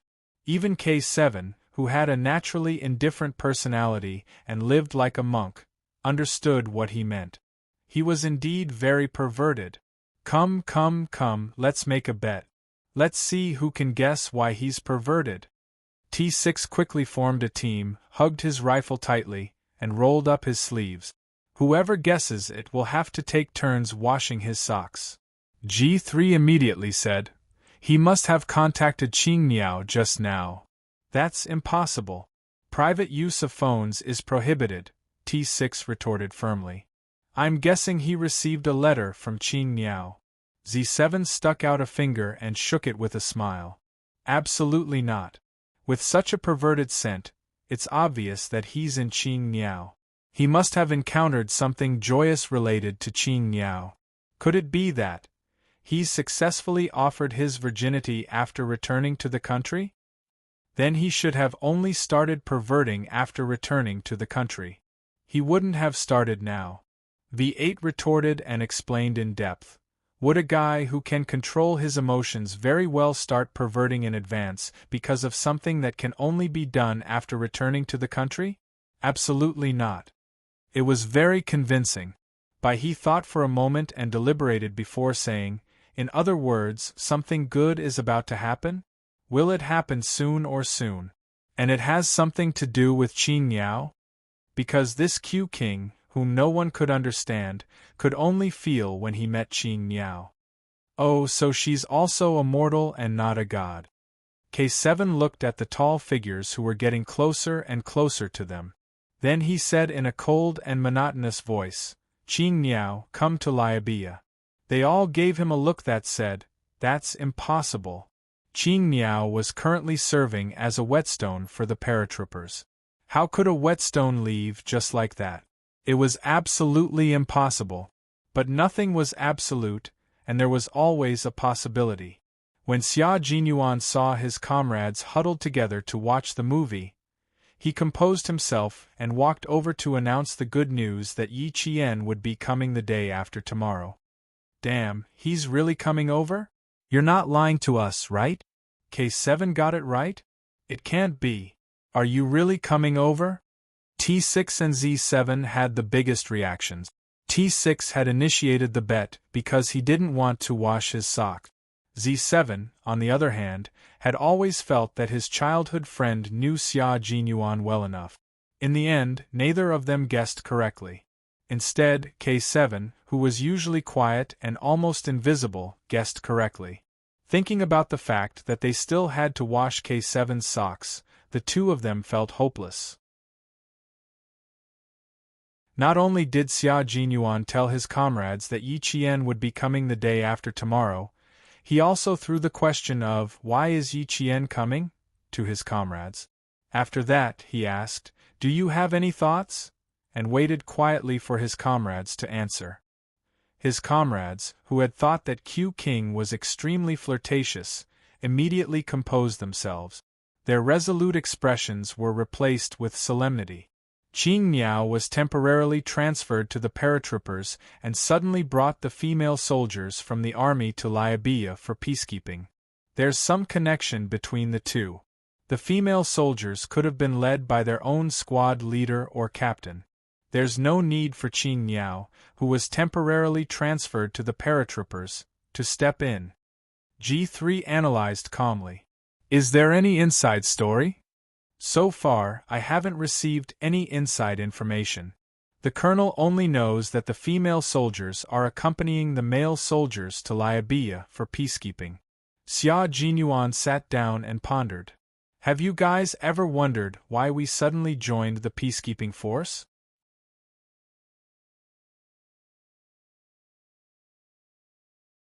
Chapter 5290. Was there even a need to think about this question? Don't we need to participate in peacekeeping? Why? T6 was dumbfounded. We came out at the end of July and it's already November.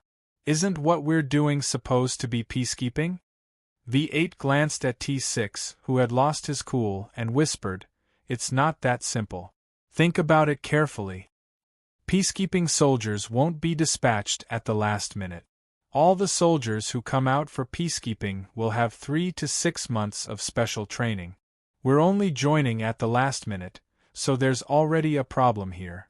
G3 spoke slowly, and his gaze fell on Xia Jinyuan. Q King, are you trying to say that our peacekeeping mission is not really peacekeeping but something else? That coming out with the peacekeeping forces is just a cover? G3's analysis made his comrades look at Xia Jinyuan again. Since Q King had suddenly asked, did it mean that he had figured out something? Don't look at me. If I knew, would I still ask you guys? Facing the gazes of his comrades, Xia Jinyuan raised his eyebrows and said with a relaxed smile, Qing Miao came a little too suddenly, so I suddenly thought about it. Now you guys also think that there's a problem with our last-minute deployment, right? Before you asked us, I didn't think there was a problem. He rubbed his temples and was a little worried. Now that you've asked, I think there's really a problem. Their captain never played by the rules. He would often mess with his comrades while he watched the show with folded arms. Sometimes, he even liked to complicate simple problems and throw traps at them while he watched with a smile. He would only appear when they had a headache. A captain who liked to play pranks was really worrisome sometimes. Just like now, he sighed. Q King, if you think there's a problem, just say it. We'll listen and stop guessing. This time, Xia Jinyuan really did not have a problem. He did ask his comrades because he could not figure it out himself. Who knew that his comrades were also confused? Well, since no one could guess, he would just let nature take its course. If there was really something wrong, he would definitely inform them in advance. A black shadow fell from the sky and kicked straight at K7. His comrades sitting on either side of him reacted quickly and rolled away. K7 opened his arms and hugged the black shadow falling from the sky, a football. That scared me to death. I thought it was a mortar. The T6 combatant who had dodged quickly patted his chest with a smile on his face. There was no sign of fear on his face. They were now in the peacekeeping camp. Even if there were mortars, there would have to be the sound of gunfire first. The other one who dodged quickly was G3. He looked at the football in K7's arms and then at the group of small figures running towards them. There was a smile in his eyes. These little guys are getting more and more energetic. They're smiling more and more, Z7 added. He turned to K7 and asked, should we go over and have a match with them? K7 weighed the football and really got up. K7, who had a cold personality, liked to play with the children. He played soccer with them, taught them how to speak Mandarin, and taught them how to run and hide when they encountered danger. His patience surprised his comrades in the Snowfield Brigade, including Xia Jinyuan. This was because they never knew that K7 liked children so much. Let's go and play soccer with them. Xia Jinyuan also got up. This is my first time playing soccer with a gun on my back. With the captain's words, the rest of his comrades were all in high spirits.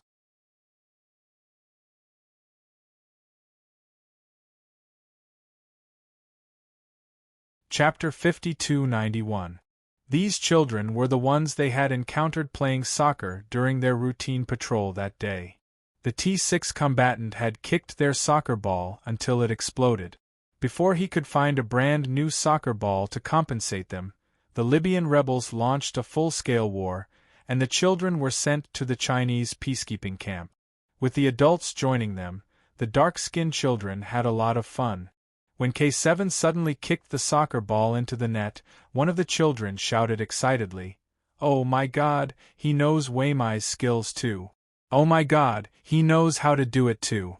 If Weimai could see this, he'd definitely be overjoyed. After clapping his hands, the child suddenly fell silent. The other children also fell silent. That was because their little friend Weimai would never be able to see him again.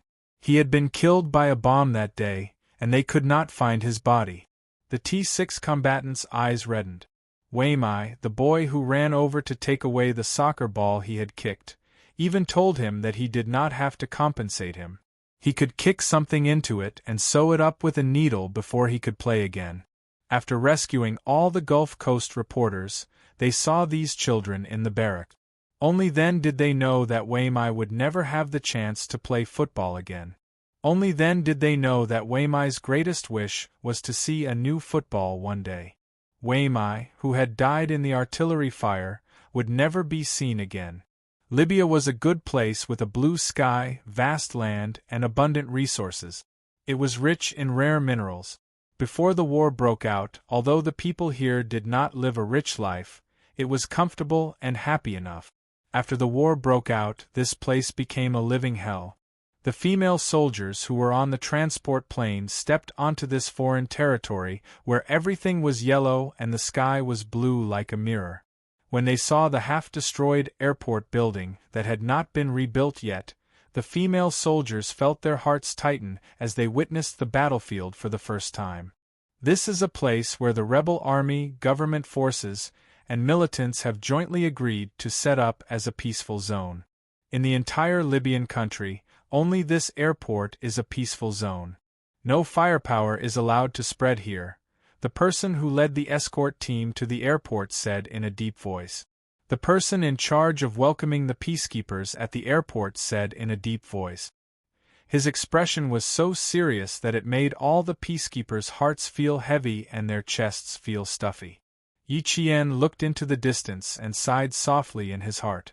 Our truck is parked outside the airport. After leaving the airport, everyone must remember that the rifle in your hand must never leave your body. You must hold it tightly at all times because you may need it at any time. You don't have to be nervous after entering the war zone. If anything happens, we'll take care of it immediately. You may also join the battle immediately. The rifles in our hands are our life-saving weapons. The peacekeepers who had just entered the war-torn countries clenched their rifles even tighter, and their expressions grew colder. From this moment on, they were real peacekeepers, peacekeepers who could be sacrificed at any time. The class monitor, Yang Zhen, secretly glanced at Instructor Yi who was standing beside her. Seeing her calm expression and relaxed action of holding the gun, she couldn't help but sigh in her heart, as expected of Instructor Yi. Her psychological quality is not ordinary. As the class monitor, she couldn't help but feel a little nervous when she heard that she would be joining the battle at any time. However, their Instructor Yi was still as calm and composed as before. She still had a lot to learn from Instructor Yi. Yang Zhen, who secretly took a breath, tried to relax herself as much as possible. Until the line left, she heard her comrades around her breathing very softly. Xia Jinyuan, who was outside, raised his wrist and looked at his watch. His slender fingers holding the steering wheel flicked from time to time. It could be seen that his heart was not very calm at the moment.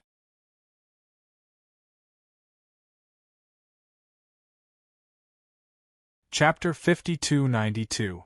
When Yang Zhen heard her comrades gasping for breath, she felt a chill in her heart. She was the squad leader. If she showed signs of fear, how could she calm her comrades down? No, she couldn't be afraid. No matter how scared she was, she couldn't let her comrades see it. She had to hold on and be like Instructor Yi. No matter what, she had to be calm. Here, life and death were not multiple-choice questions. It was either live or die. It was that simple. Yang Zhen took a deep breath again, and felt the faint smell of gunpowder in the air. She said to the female soldier beside her, "Adjust your breathing and calm down. Don't be too anxious." "Yes, squad leader." The female soldier Ding Yue secretly adjusted her breathing and held the rifle in her hand tightly. She used the gun in her hand to adjust her emotions until there was no more fear in her eyes. Her gaze was firm as she stared ahead. Every step she took was exceptionally steady. They had left their peaceful homeland and came to a country at war. They were peacekeepers who watched the dawn in the darkness and spread peace in the turmoil. The planes at the airport were all United Nations planes. Not far from the airport was a United Nations super camp. Peacekeepers from other countries were stationed in the camp, including Chinese peacekeepers. The camp Yi Qian and the others were going to was not the United Nations super camp. It was the patrol area that Xia Jinyuan was in charge of. It was an area that sheltered refugees and was also the most dangerous area. This was because sometimes rebels or anti-government militants would sneak into the area as refugees and cause chaos. To ensure the safety of the residents, the peacekeepers needed to patrol every corner daily, including the ruins that had been destroyed by the war. When the female soldiers arrived here, they didn't need to go out for routine patrols. Many other things that required women's presence were handed over to the female soldiers. There were many female refugees in the refugee camp. They would have all kinds of problems. Sometimes the male soldiers couldn't handle them at all. The female nurses needed to take care of the patients and couldn't solve them in time. At this time, the female soldiers had to take care of them. As the leader of the female squad, Yi Qian, the lieutenant who came to greet them, and the leader of the male squad walked together. The lieutenant who came to greet them smiled and sighed to Yi Qian. "Ever since the higher-ups arranged for the female soldiers to come here for peacekeeping, we have been looking forward to it. We didn't feel at ease until the day you got on the plane.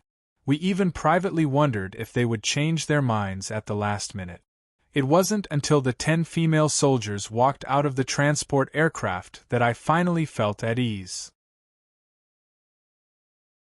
The first lieutenant, no, it should be said that the entire peacekeeping force was looking forward to the arrival of the female soldiers. They really needed the female soldiers to be stationed here. When the time comes, we'll have to remind the female soldiers that there will be girls fighting in the refugee area, and they're especially fierce. Once, 2 female nurses who were trying to stop the fight were hit by the bricks in their hands and their bones were injured. So much so that when they fought, our soldiers first protected and isolated the nurses. The male soldiers will stop them in time and persuade them to leave. However, different genders will more or less cause inconveniences. Every time something like this happens, we look forward to your arrival. The first lieutenant was very good at chatting. She didn't feel unfamiliar with the first time they met. The leader of the male troop was also very talkative. On the other hand, Yi Qian didn't speak much, but she kept smiling and listening, making them feel that she was listening very seriously.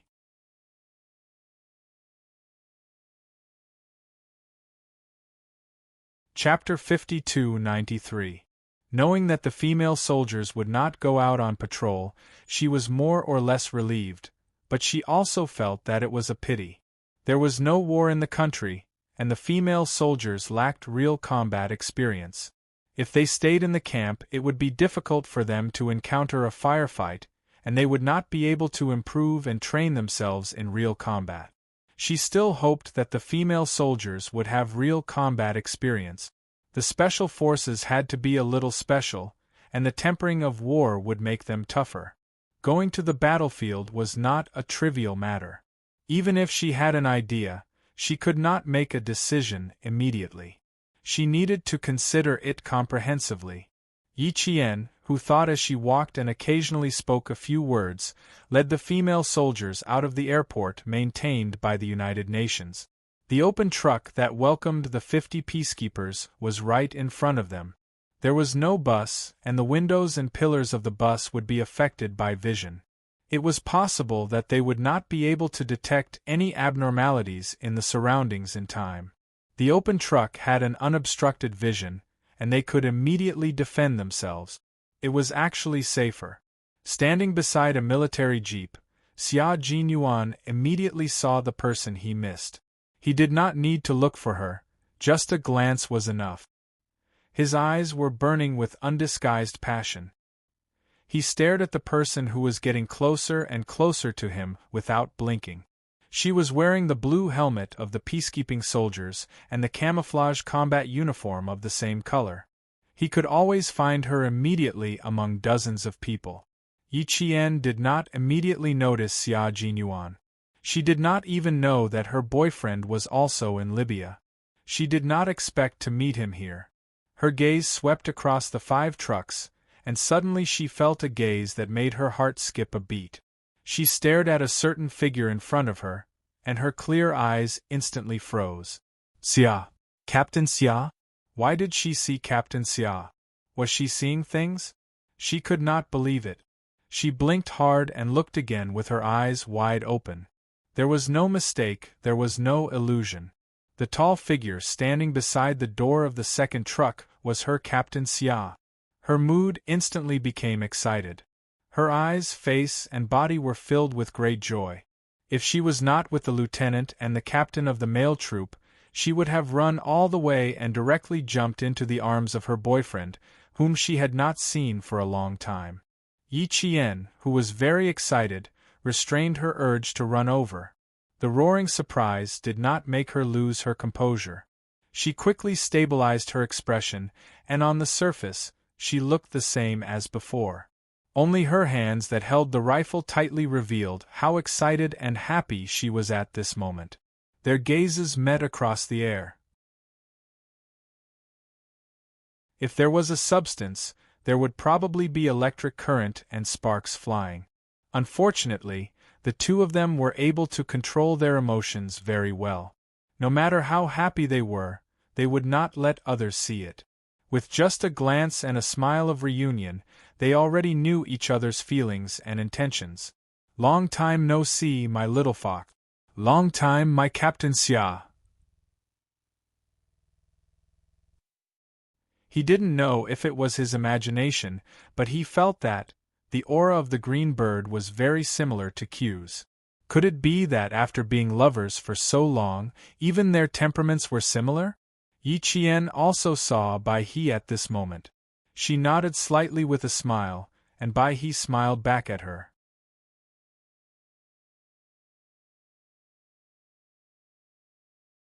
Chapter 52-94.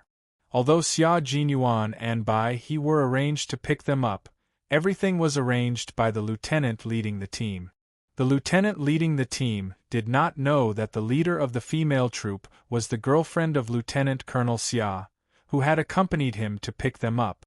The pair of lovers met again after a long separation, but they could not hold hands and express their longing for each other immediately. They had to settle everything first before they could have time for each other. The jeep stopped at the front of the 5 trucks, and the 50 peacekeepers lined up in the empty space in front of the jeep. Xia Jinyuan's gaze was like a woven net, enveloping Yi Qian, whose back was facing him. As he listened to her commands and watched her movements, the darkness in his eyes grew deeper and deeper. She was clearly within his reach, but his longing for her was deeper and stronger than before. Yi Jian, who was in the whole team, deeply felt Xia Jinyuan's strong and intense longing. Her heart was trembling. Attention, at ease, get ready. Yi Qian, whose heart was trembling, faced the female troops calmly. Even though the gazes behind her were so hot that they seemed to want to leave a mark in her heart, she did not turn back to look. She just quickened her pace and arranged for the female troops to board the jeep. Squad leader. Here. Arrange for boarding. Yes. The female troops' clear and crisp voices came with strength. 10 female troops were seen boarding the jeep at a speed not inferior to the male troops in the slightest. Their movements were identical, and they quickly boarded the jeep. They ran past the jeep and brushed past Xia Jinyuan's eyes. None of them recognized Instructor Xia, who had once taught the male troops in the same camp. Yi Qian, who was the last to hold the line, ran past and heard her squad leader Xia whisper, "So handsome that I want to press you down and kiss you." Yi Qian's heart did not tremble, but her entire heart trembled. This guy is at it again. She ran past quickly, and Xia Jinyuan was sure that she must have heard what he said. His thin lips curved slightly, like a cheetah sauntering across the grassland, elegant yet filled with extreme danger. Xia Jinyuan narrowed his dark eyes and said to Bai He, "I'm going to check on her. I have to bring her to my car." Bai He nodded and said to Bai He, "I'm going to see her. I have to bring her to my car." Otherwise, she would definitely have boarded the same truck as the female troop. This was not how he ran over to pick someone up. He had to bring her to his side and let her sit beside him. Bai He gestured for him to do as he pleased. If this flirtatious guy did not bring her to his side, he would be in a bad mood. Once he was in a bad mood in the end, the unlucky ones were not others but their poor comrades. Yi Qian was indeed planning to board the same truck as the female troops. Yang Zhen boarded the jeep, and Yi Qian was about to board the jeep as well. A man with a faint smile on his face said, "Long time no see, Instructor Yi." Yang Zhen, who had yet to sit properly in the jeep, heard the voice. Why did it sound so familiar? She immediately turned her head and looked to the side, her face full of surprise. Instructor Xia. The female soldiers sitting in the open truck were all stunned. They felt that the voice was familiar just now, but they never expected to meet Instructor Xia again here. It really is Instructor Xia. We actually ran into Instructor Xia here. The female troops were both surprised and happy. Even the uneasiness they felt towards this unfamiliar environment dissipated. Meeting an old friend in a foreign land did indeed improve one's mood. Xia Jinyuan did not greet the female troops warmly. He had a cold personality, so he could not be enthusiastic when he met someone he knew. A slight nod was already considered a warm response.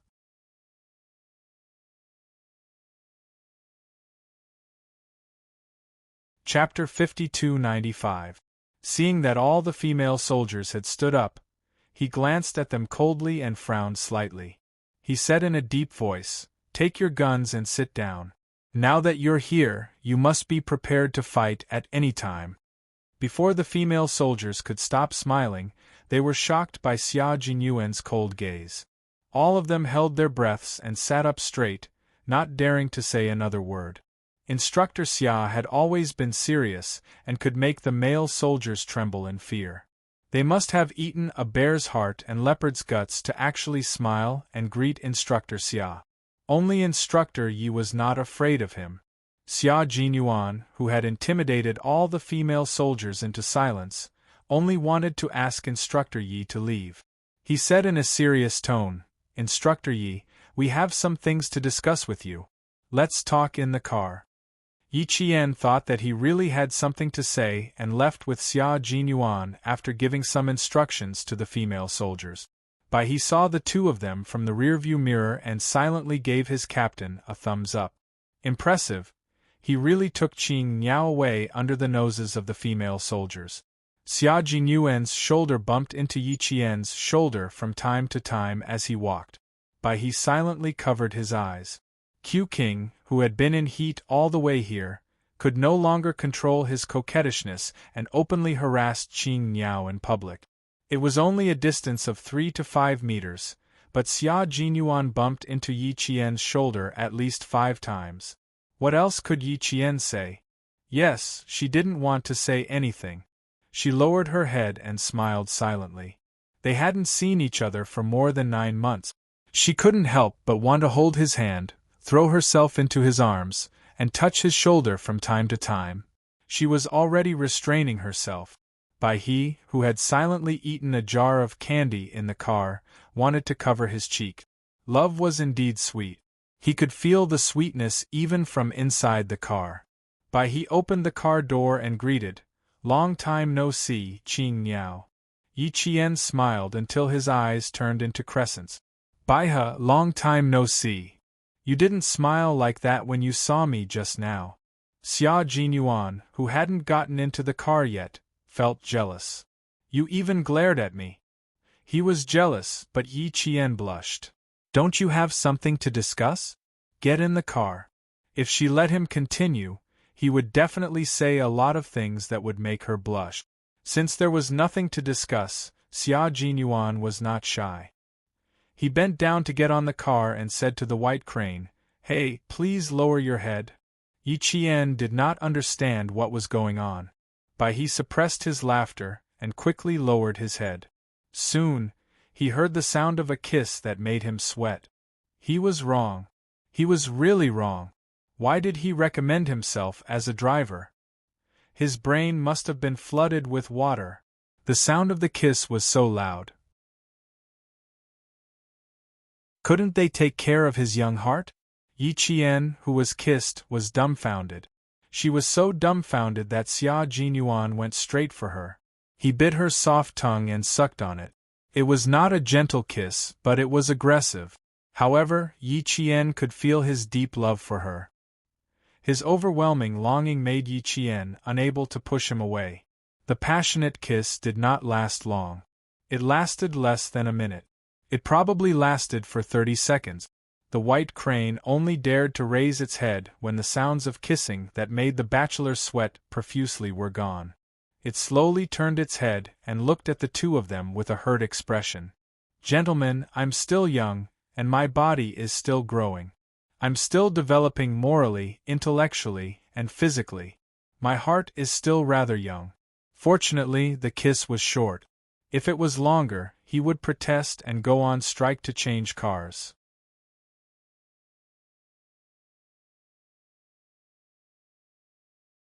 Chapter 5296.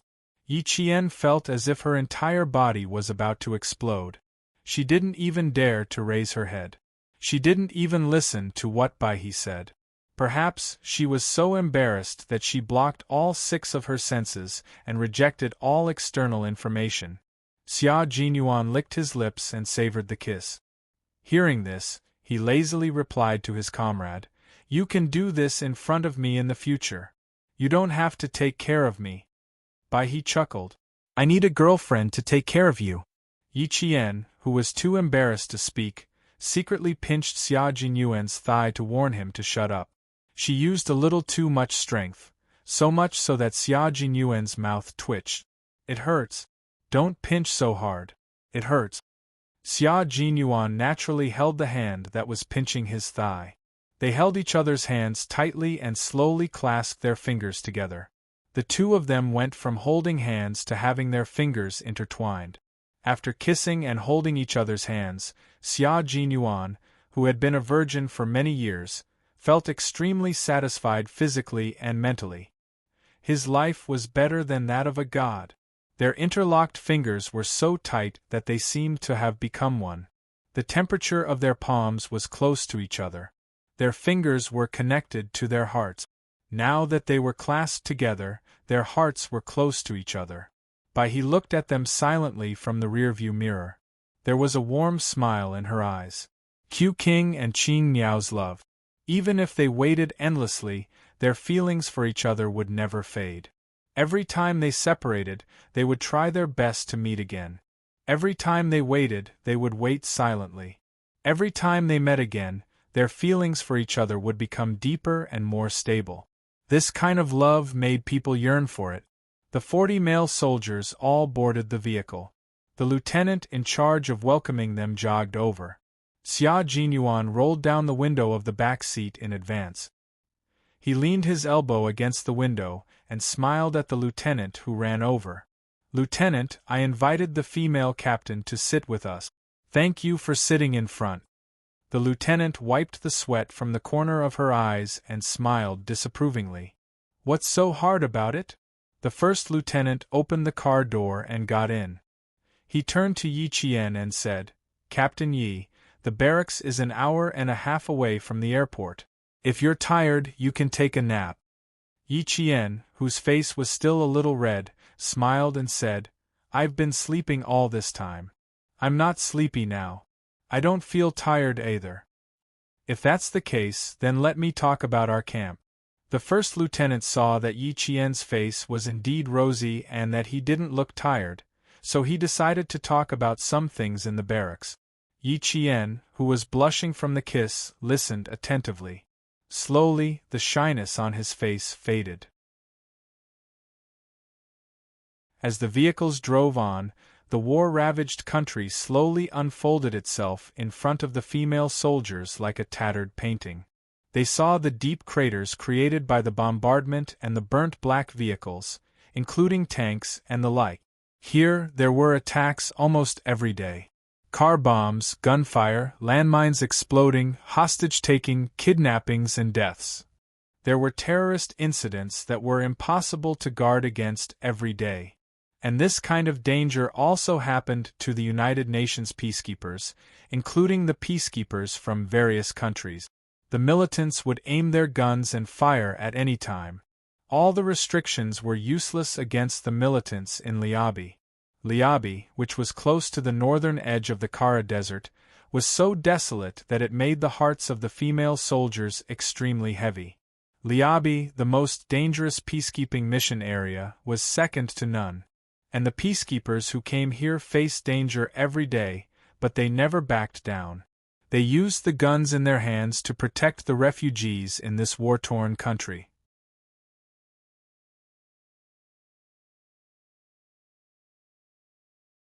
Chapter 5297. The lieutenant treated Yi Qian as a female soldier entering a war-torn country for the first time. In order to let Yi Qian be mentally prepared, he picked out a few key points to tell Yi Qian one by one. Last year, there were 14 car bomb attacks here. The militants drove directly into the camp with remote-controlled bombs and quickly detonated them. Last year, there were a few large holes in the entrance of our camp. This year, the attacks have escalated. There were curved firearms and anti-oblique fire attack. They blew a hole in the northern camp. Fortunately, we intercepted them in time. Otherwise, the consequences would have been unimaginable. Other than the fear of violence, the environment is also a challenge we have to survive. The average temperature in Libya during the rainy season is 40 degrees Celsius. Mosquitoes breed very quickly. Infectious diseases such as malaria and yellow fever will sweep through like a gust of wind. The refugee camp is the most affected. On the way to the camp, the lieutenant picked out some of the most important challenges and dangers they might encounter at any time to tell Yi Qian. He completely treated Yi Qian as a newbie entering a war-torn country for the first time. As he spoke, he secretly observed Yi Qian. He was a little afraid that if he said too much, the female soldier would be afraid. The lieutenant did not see any fear on Yi Qian's face. Seeing this, he was amazed. Anyone entering a war-torn country for the first time would more or less be afraid. However, the female soldier captain's face was so calm that it was as if she had seen it many times. There were no fluctuations in her emotions at all. It was the first time for the first lieutenant to see such confidence on a female soldier who had just arrived in a war-torn country. It was the first time for him to see such confidence on her face. He drove steadily, but on the inside, he was overjoyed.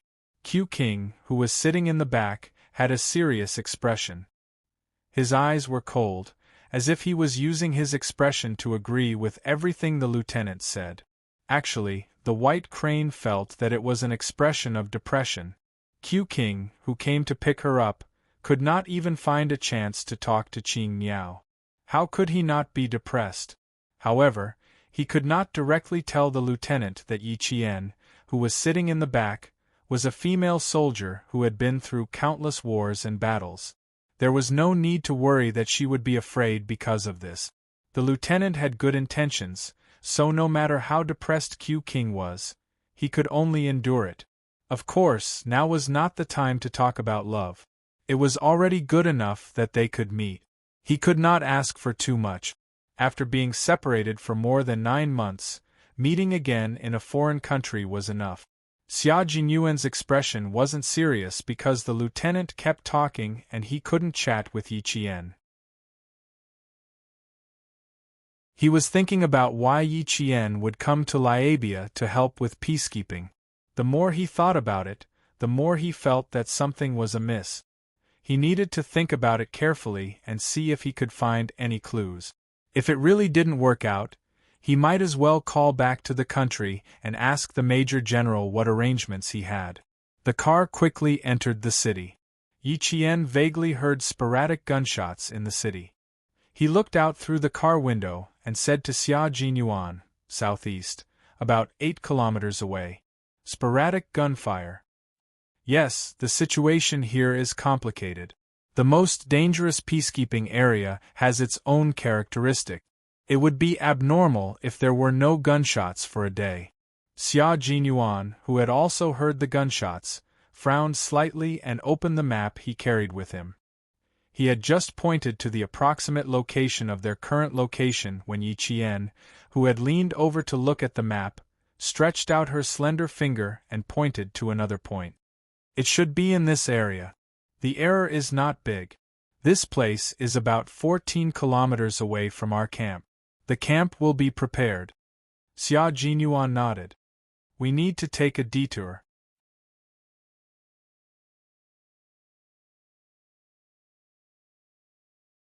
Chapter 5298. They had a map of the entire city in their hands, and it was very clear. Xia Jinyuan and the other peacekeepers who were often assigned to patrol had a copy so that they could immediately know their position in case of danger and adjust in time.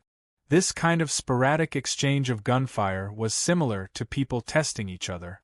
There wouldn't be any real harm. It would just look like the bullets were swooshing in front of ordinary civilians to show off their might. Under normal circumstances, they only needed to wait for this wave to pass. There was no need to take a detour. But this time there were 50 peacekeepers in the 5 trucks who had just arrived in Liabai, and they had to take care of them. So they chose to take a detour. The first lieutenant also agreed to take a detour, but when he turned around and saw the 2 young soldiers talking back and forth, he was so tacit that he couldn't get a word in. Afterwards, he asked in surprise, "You know each other?" "Comrades in arms," he replied simply. "The 3 of us are comrades in arms, and have known each other for many years." The lieutenant. Was he blinded by gunpowder? How blind was he to only see it now? All vehicles, all vehicles, all vehicles, there are sporadic crossfire points ahead. To ensure safety, take a detour. There are sporadic crossfire points ahead. To ensure safety, take a detour. All vehicles, please reply if you receive this. All vehicles, please reply if you receive this. Car number 1 received, car number 1 received. Car number 2 received, car number 2 received. Soon, the 5 trucks received their replies, and the jeep led the 5 trucks to take a detour to avoid the crossfire point. Under normal circumstances, the peacekeepers would not get involved in a crossfire like this. Now, the situation in Liabai was particularly complicated because of the addition of the rebel army. In addition, several large ethnic groups were secretly making small movements, causing the government forces to be unable to do anything else. The militants also came out to cause trouble, and they targeted both the government and several large ethnic groups. They might even secretly form an alliance. The complicated situation also made the peacekeepers sent by the United Nations to be more cautious to avoid encountering a minefield. When the female soldiers heard the gunshots, they subconsciously held the rifles in their hands and turned to look in the direction of the gunshots, but they could not see anything. "Did we encounter a crossfire?" Gao Shao asked Xiao Tong in a low voice. After the two removed the needles in their hearts, their relationship became better and better, and they became good friends and comrades who talked about everything. Chiao Tong tightened her grip on the rifle in her hand and lowered her voice. I don't know. If it was a crossfire, we should be prepared. But now it's not. So, it's not a firefight. Gao Shao was a little unsure.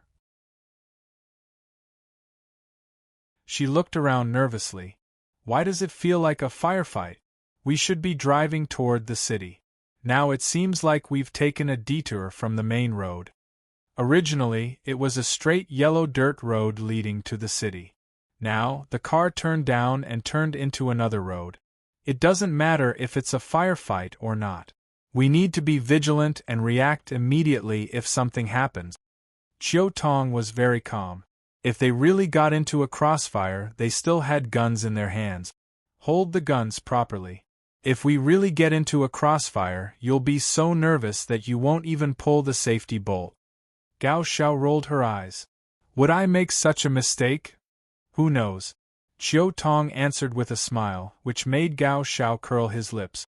Yang Zhen looked at the two who were whispering to each other and reminded them, You two be careful.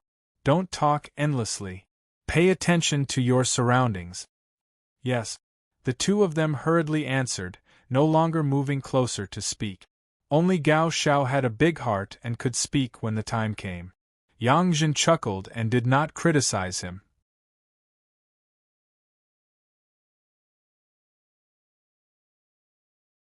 Chapter 5299. Inside the jeep, the lieutenant was very interested in the fact that the three of them were comrades. I really couldn't tell that the three of you were comrades. It was only when Lieutenant Colonel Xia took out the map and Captain Yi joined in the discussion that I felt a little strange. I really didn't expect you guys to be comrades. Including Captain Yi, you have 8 comrades in Liabai this time. Captain Yi, what's your position in the team? He didn't ask which unit the three of them were from. The peacekeeping soldiers came from several different units, and the 3 people in front of him weren't from the same unit as him. Yi Qian didn't hide anything. Sniper. A female sniper was rare in all the major military regions and all the major units in the country. At least, there weren't any female snipers in the lieutenant's unit. Therefore, the lieutenant was so shocked that his eyes widened. Sniper position? That good? Even a sniper is here. Not bad, we have a strong team now. Sniper in place, a strong team. Oh right. Xia Jinyuan thought of the key point and pursed his lips. Even a sniper was sent here. They were probably going to do something soon. Just as he thought of this, 3 pairs of eyes silently looked at each other through the rearview mirror. He quickly retracted his gaze and focused on driving his car. Yi Qian retracted his gaze and smiled at Xia Jinyuan. The 3 of them didn't need to speak to know what each other was thinking. They had been comrades for many years and had gone through many life and death situations together. Their tacit understanding was very deep. In the camp, G3 was watching K7 play soccer with a group of Liabai children while waiting for their comrades to return. They had just received a notice that there were sporadic firefights on the way back. The convoy had already chosen to take a detour back to the camp, so their return would be delayed by about half an hour. It was very dangerous to stay out here for even a minute longer. Suddenly, there was an extra half an hour, so G3 was a little worried. As the most dangerous peacekeeping area, G3's worries weren't unnecessary. Before they returned to the camp, everything was set in stone. This could also be considered as a test for the Chinese peacekeepers. The 50 peacekeepers who passed through the village did indeed encounter some trouble. In front of the road leading to the city was an iron fence with sandbags piled behind the iron fence. The lieutenant put down his binoculars, his face a little cold. There are guns on top of the sandbags. The village where the Walla people live has always been close to the government army. Their village is a village with its own armed forces. They have been secretly supporting the government army, so they are unlikely to block the road leading to the city. In terms of actual combat experience, the first lieutenant who had just spoken had to step aside in front of the 3 people in the car. While he was still analyzing, Yi Qian pulled down the safety on his rifle and entered combat mode in the next second. Bai He, who was driving, passed a message to Xia Jinyuan through the intercom in the car. Xia Jinyuan, who took the intercom, informed the relevant personnel in each car coldly, "Get ready for battle. There are unidentified people ambushing in front. Everyone, get ready for battle." They were at least 800 meters away from the barbed wire net and sandbag ambush. A total of 6 vehicles, including the jeep, had all stalled. Yi Qian said in a deep voice, "The atmosphere is not right. Change the battle preparation to entering combat mode. I will go over and meet up with the female soldiers." She had to bring the female soldiers with her. The male soldiers definitely couldn't send anyone to command the female soldiers. She also didn't feel at ease leaving the female soldiers in the hands of the male soldiers. They didn't have a break-in period and lacked tacit understanding. You're tuning in to the Phoenix Knights YouTube channel. Don't forget to subscribe and join us on this journey to catch the most captivating stories.